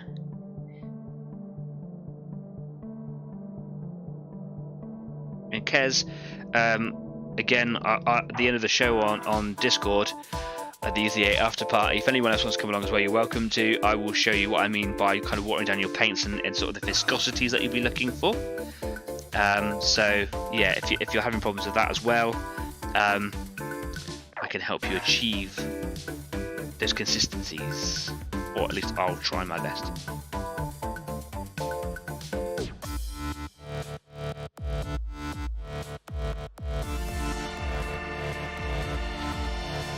The problem I've got with this flesh colour here is that on a model this small is that it does seem to kind of look very close to the bleachy colour, the bony colour. Bleachy colour. It's because it used to be called bleached bone. It's alright.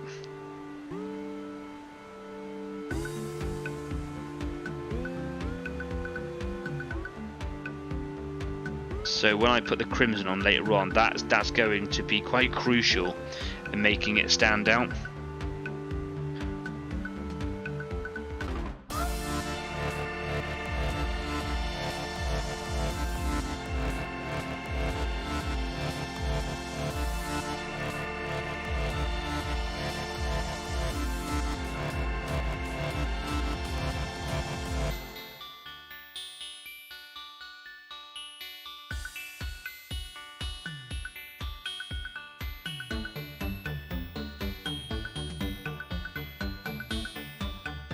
There we go. I can't get to the other side of the pipey bit on there, but here is where you can see it.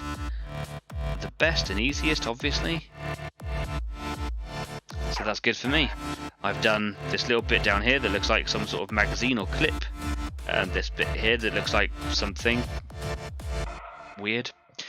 That's done. Cool. Right, next one. It'd be great if I can get all of this done and some crimson on them before the end of the show. That would be an awesome place to finish. And maybe even some blue on the eyes, because I've always done bright blue eyes on my Tyranids.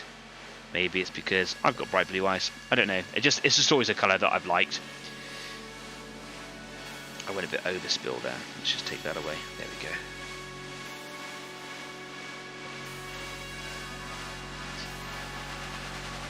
And I've always given my eyes a little bit of eyeliner, so I drop a little bit of like black washing around the eye, and it really helps make the colour of the eye that you use really pop out.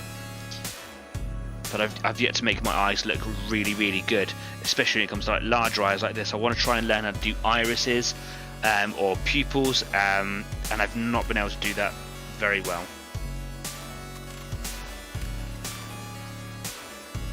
I've done it again. Not being very accurate today.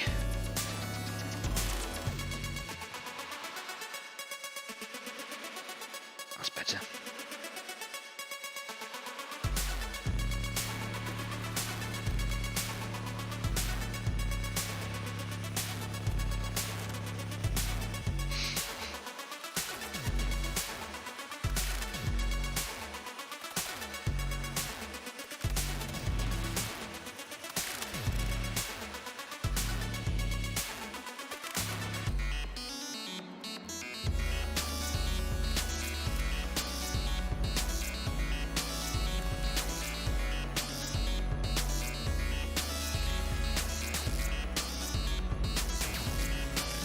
Might have to go and do a second pass on those. If I do a second pass, I'm not going to do anything but the pipes, because the other details are so small, it doesn't really matter so much. But I like these pipes to be quite clear and opaque.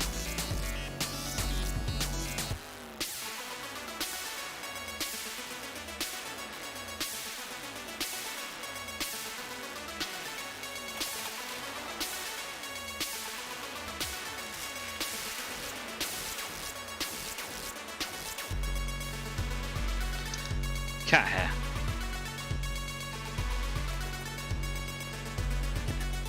Removed.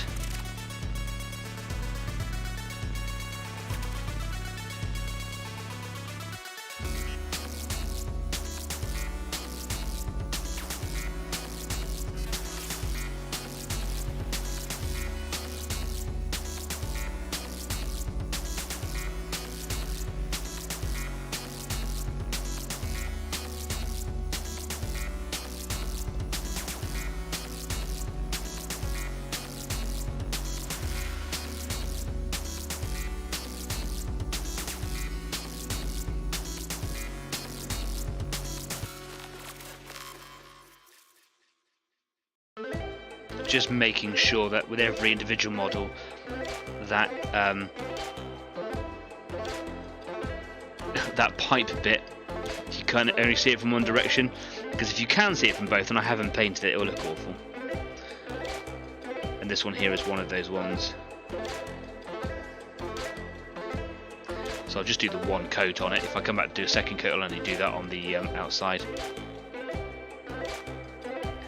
Sure, these ones here. Oh yeah, you can see a bit more on that one as well. Alright, cool, something to look out for. Sometimes every model's posed ever so slightly differently.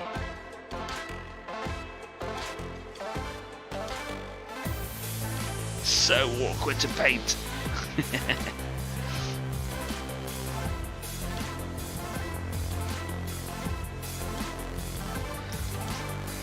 Okay, that's 3. Moving on to 4th. 10-2.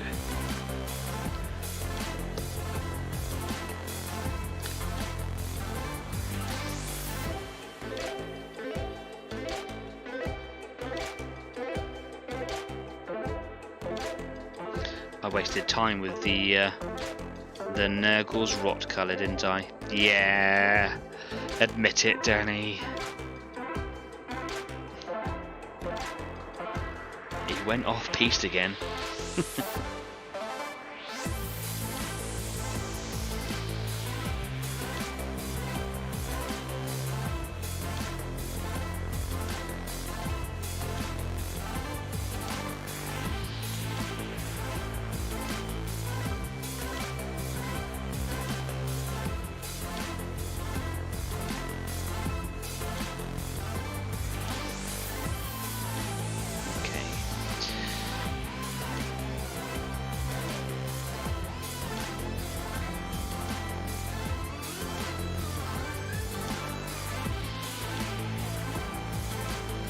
I'm keeping it fast though, that's good.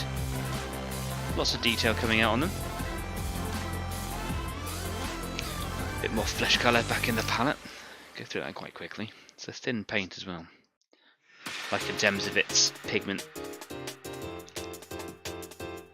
Not the worst I've had, but not the best.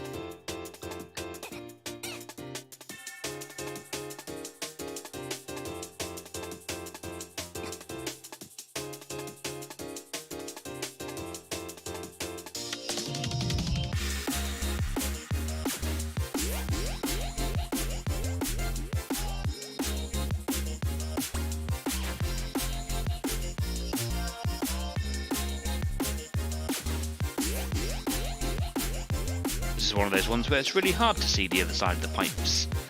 Okay.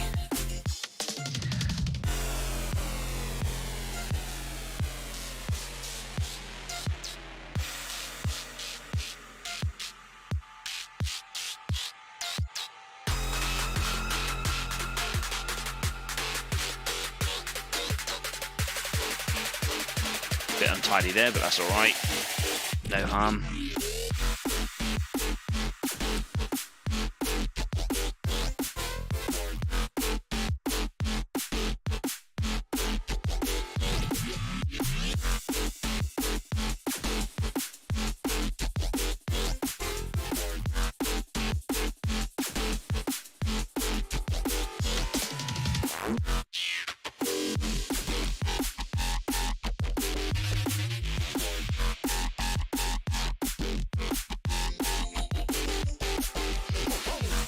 Okay, so we don't have an awful lot of time left. We are getting very, very close to the end of the show.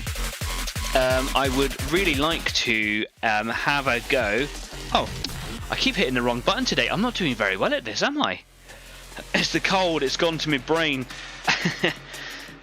I'd really like to have a go at using the Crimson before the end of the show, just so you can see what it looks like. And it's always nice to kind of do things like that, to show you what I'm doing.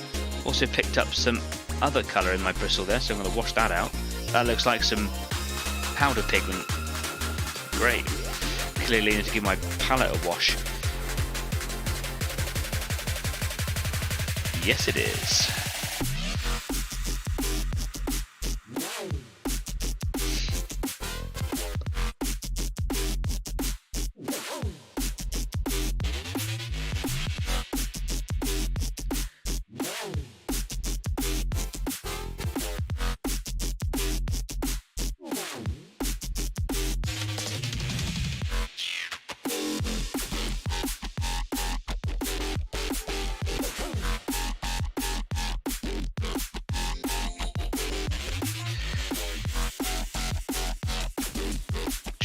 Side of that. That's a really difficult one to see there. Okay, cool.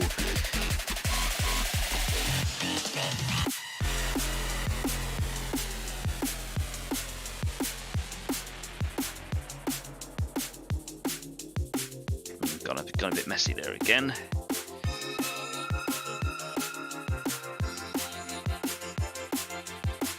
If you ever are like painting little details and things, and you just kind of go over the edge, you think, oh, I'll just leave it. It is worth taking the time, even on a little insignificant model like this. It is worth taking the time to go back and cleaning it up if you can,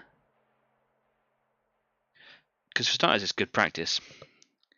But secondly, it's just when you finish the model, you'll feel better about it. And perhaps you'll see it, perhaps you won't.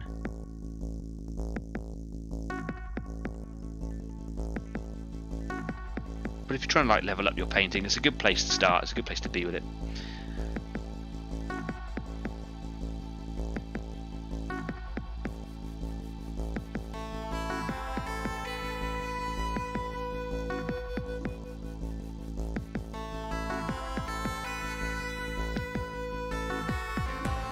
Like on this one here, I've actually made quite a sham of that up in there.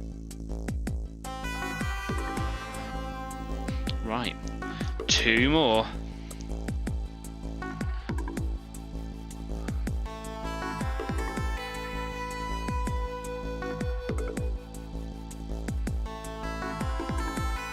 Man, it is getting cold in this studio. The roof of the house must be starting to freeze at the night. It feels like I'm in a fridge. I can actually feel my shirt being very cold on me. That's crazy. Hey guys, if you're living local to me, or even somewhere in the UK, not necessarily local to me, be careful man, ice! It's a killer. I can't get to that, so I won't bother. We had an ice warning here overnight last night. Sorry, the night before. One of my colleagues didn't show up to work because he lives out on the moorland. And yeah, coming in would have been quite dangerous for him. So yeah, just be aware. A little serious note for everybody there. Look after yourselves. Be safe. And while here in the UK we're having the living expenses and energy crisis issues at the moment, make sure that you take the time to be warm. I'm finding gas prices at the moment to be extremely expensive. So with our gas central heating, we are using very little at the moment because it's just too expensive to run. So we have little heating bursts throughout the day to stop the house from getting damp, and then we just wear big fleecy clothing. Wrap up, right? You can always wear another blanket or whatever. You can always put on another jumper. It's the easiest thing to do. Right beside me I've got my very large oversized dressing gown, which I wear virtually all the time in the house, over the top of my clothes, and it's just such a simple solution. So just be careful man. If you know someone who's vulnerable, go check on them, see how they're doing.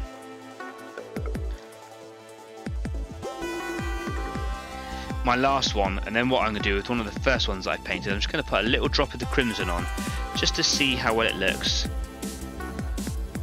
Have a little play with those colours so you guys can see it, and maybe you got a suggestion, or maybe it's just nice for you to see. I don't mind, whatever.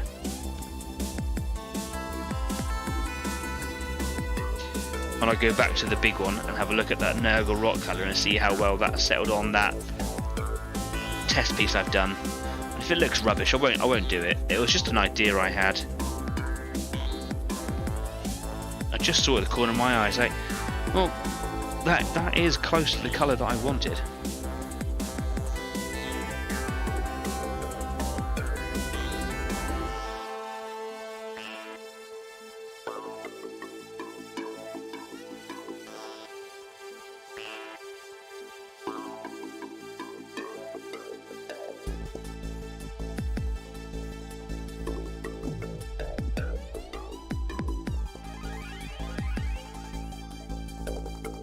Last little bit just going in now.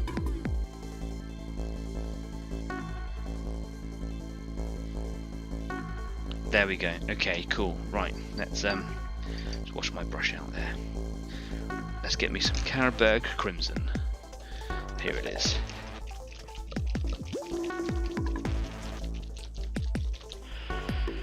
Don't have to waz this one. It's a lovely colour. Just make sure I get one of the first ones there. This one here. Okay.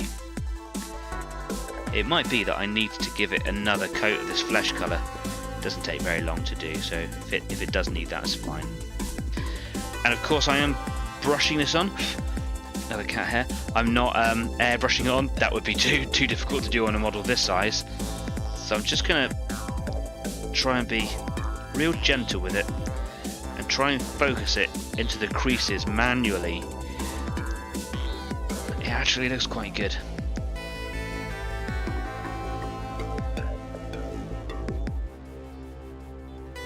Yeah, Alright, do you know what? I think I'm convinced enough to not want to put the green colours on it. Okay. Got a tiny bit of overspill there. Tidy that up. Just with a wash, very easy to dry the brush off and just use capillary action just to lift it off the model. That looks pretty cool, to be honest. Alright, let's just drop it into the other little details on here.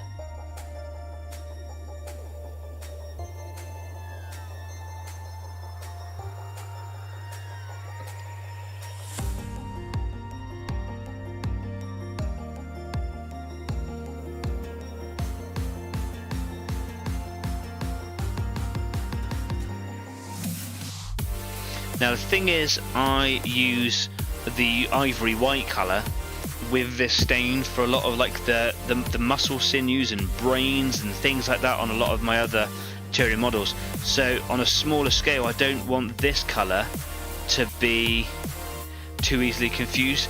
I get very, very fussy about the colours that I use and having a clear distinction between different elements on the miniature. So we'll see how this dries. I'm yet to be completely convinced, but it does look good.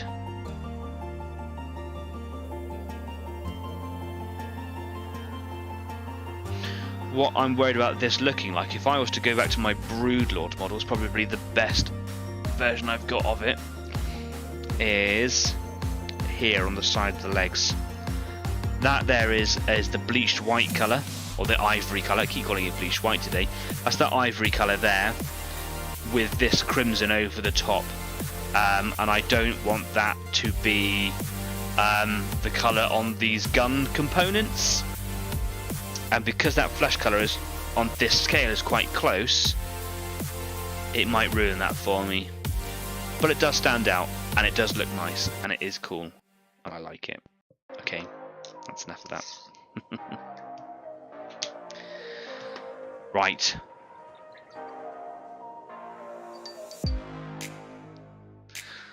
Let's have a little look at some of these comments going in. Let's come away from the bench. We'll go back to the screen that I've already ruined the show with.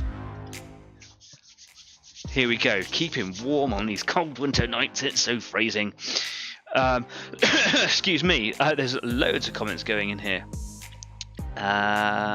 It's lots of Waz going in there from John. Jeff says, dry brushing. I always used to use quite a long dry brush, but these new ones are very short bristles. It just seems strange to me, but they must work. So the brushes that I was talking about earlier on from Artis Opus, they are really, really short and stubby, and they have quite rounded edges, and you can get different sizes. They do about 4 different sizes, and you can also get the same style brushes from Army Painter, who make this little white triangular brush that I was using earlier on for the dry brushing, actually. Excuse me, I don't know how the two brands compare. Artis Opus are very expensive. Army Painter, much more affordable. There might be a quality difference. One might be sable, for example, and the other one might be synthetic. I don't know. But Artis Opus recommend using a little like sponge dabber. So do you remember those old sponges you used to find in the post office where you would like wet the stamps and put them on your envelopes without having to lick them all the time? Looks a little bit like that. The idea is that you would dip your finger in water, so you have a drop that into the sponge, so the sponge is ever so slightly moist. You'd have your dry brush and you'd just dab it into that sponge. That moistens the bristles enough to keep that paint moist and stops it from drying, stops your paints coming out chalky. You then would use a texture palette, which is basically a sheet of like etched MDF or plywood or something where it has a slight texture. So rather than having a tissue where you're absorbing the paint off of the bristles, you're you're scraping, if you like, the paint off of the bristles onto this texture palette, and then you would sort of just use the brush in a standard way. I have always used whatever brush comes to hand, a brush that I don't really like, and then do very scrappy dry brushing. And I moved away from dry brushing because the results I was getting were always holding me back in terms of my painting development. maybe dry brushing has a place for me. I haven't bought those brushes. I was really going to much earlier in the year, and I focused on other projects because I've got so much painting to do. I'd rather just crack on rather than learning new techniques. I want to get better at the ones that I'm practicing. So yeah, have a go with those dry brushes. It might be the best thing ever. Maybe not for you, you know. Kez says, I actually prefer a longer dry brush, still trying to get used to the smaller ones. Yeah, again, I think Kez actually bought the army painter ones, didn't you? John says, I think it depends on the project. That's a very valid point.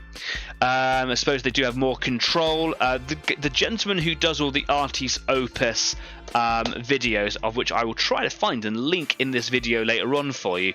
I'm not allowed to edit this video for about 24 hours until afterwards, so you have to wait for a little bit. Maybe I'll drop it on Facebook as well. He is very, very good and makes really nice, calming videos, actually. And he's particularly ace at using these brushes. He can really show you how to get the most out of them. Kez says, I find the small bristle ones put too much paint on the model, even though it seems there is nothing on the brush. Yes, I suppose you can be over concentrating in a smaller area as well. Watched a pro use one with fantastic results. Yeah, that might be the same guy we're looking at there. Yeah, I think I need to watch some more videos on how to use them. There comes a point though, doesn't there, when you've watched so much stuff that you just have to have a go. And the best thing that is ever going to be on your side in terms of development, getting better, progress, is making mistakes. And I know that making mistakes feels counter to what you are trying to achieve, but I'm actually a coach in real life. That is what I do in real life. Like, this isn't, but in my job, in my career, I coach people, and getting better takes time, and you will encounter failure on the way. And what I suppose that we need to get away from is the notion that failure is a bad thing. It's the best method of learning. It is how we get better, is by making mistakes. Don't be frightened to produce what you would consider a subpar result on your journey to getting better. You will get better. You can't just pick up something new and go, oh, this brush does everything. It takes time, man. Learn it. You'll appreciate it. In 12 months' time, look back at yourself. So just kind of pick some models and have a little play and see what you think. You know that you can just drop them into, you know, like 100% alcohol or whatever it is, 95% alcohol, and the paint all comes away anyway. So you've always got a blank canvas to start on. But it would be quite nice, I suppose, if you were just to practice and just kind of pick a couple of good ones on the way. So if you did, let's say you did one a week for, you know, 6 months. One a week. If you did loads a week for 6 months, and then picked your favourite one from every week for every week, you would have a scale of improvement right to the end. It would look magnificent at the end. I guarantee it. Though don't do that, because that would be a lot of models probably wasted. But you know what I'm trying to say. Wow, this is a really good discussion. I'm really enjoying this. Jeff says, was on a very grim dark figure. Okay, so about 4, so lots. About -4. 2 separate conversations there. Yeah, it was on a very grim dark figure. Yes, I like the grim dark style. It has a place that I'm not doing that on these particular models here. I've got lots of different models to get around to at some point, and I would like to practice various different types of painting styles on them. One of them actually probably has a very good place for dry brushing, and I am going to I've blown all my content before the new year, but I'm going to try my hand at some slap chop. That's a new painting style that's out there at the moment. Slap chop on some orc models into the new year, because it's a very fast way of getting very good effects with minimal effort.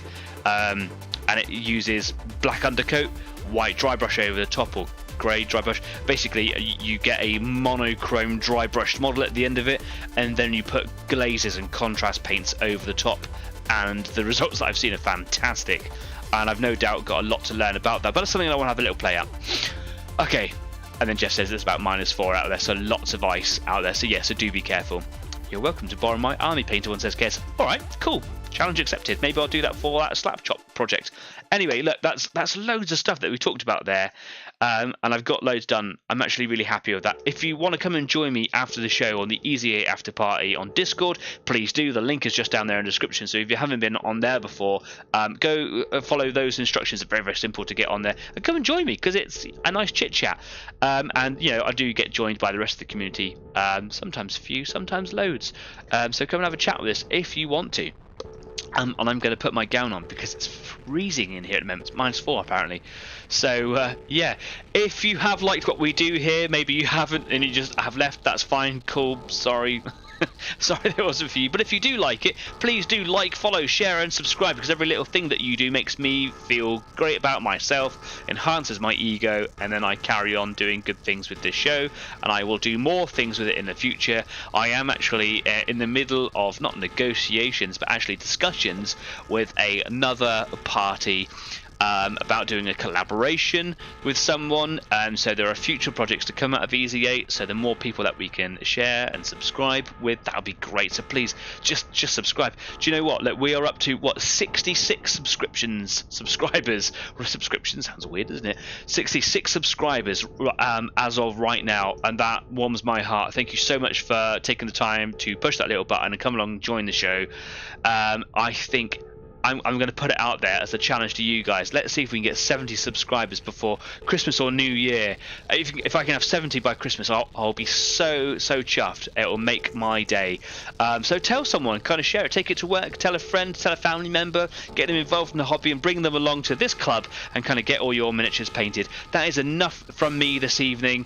I've had a great time. Thank you so much for your company. I'm Danny, says it right down there at the bottom of the screen. Until next week, stay safe, be kind, keep on painting. See you soon. Bye-bye now.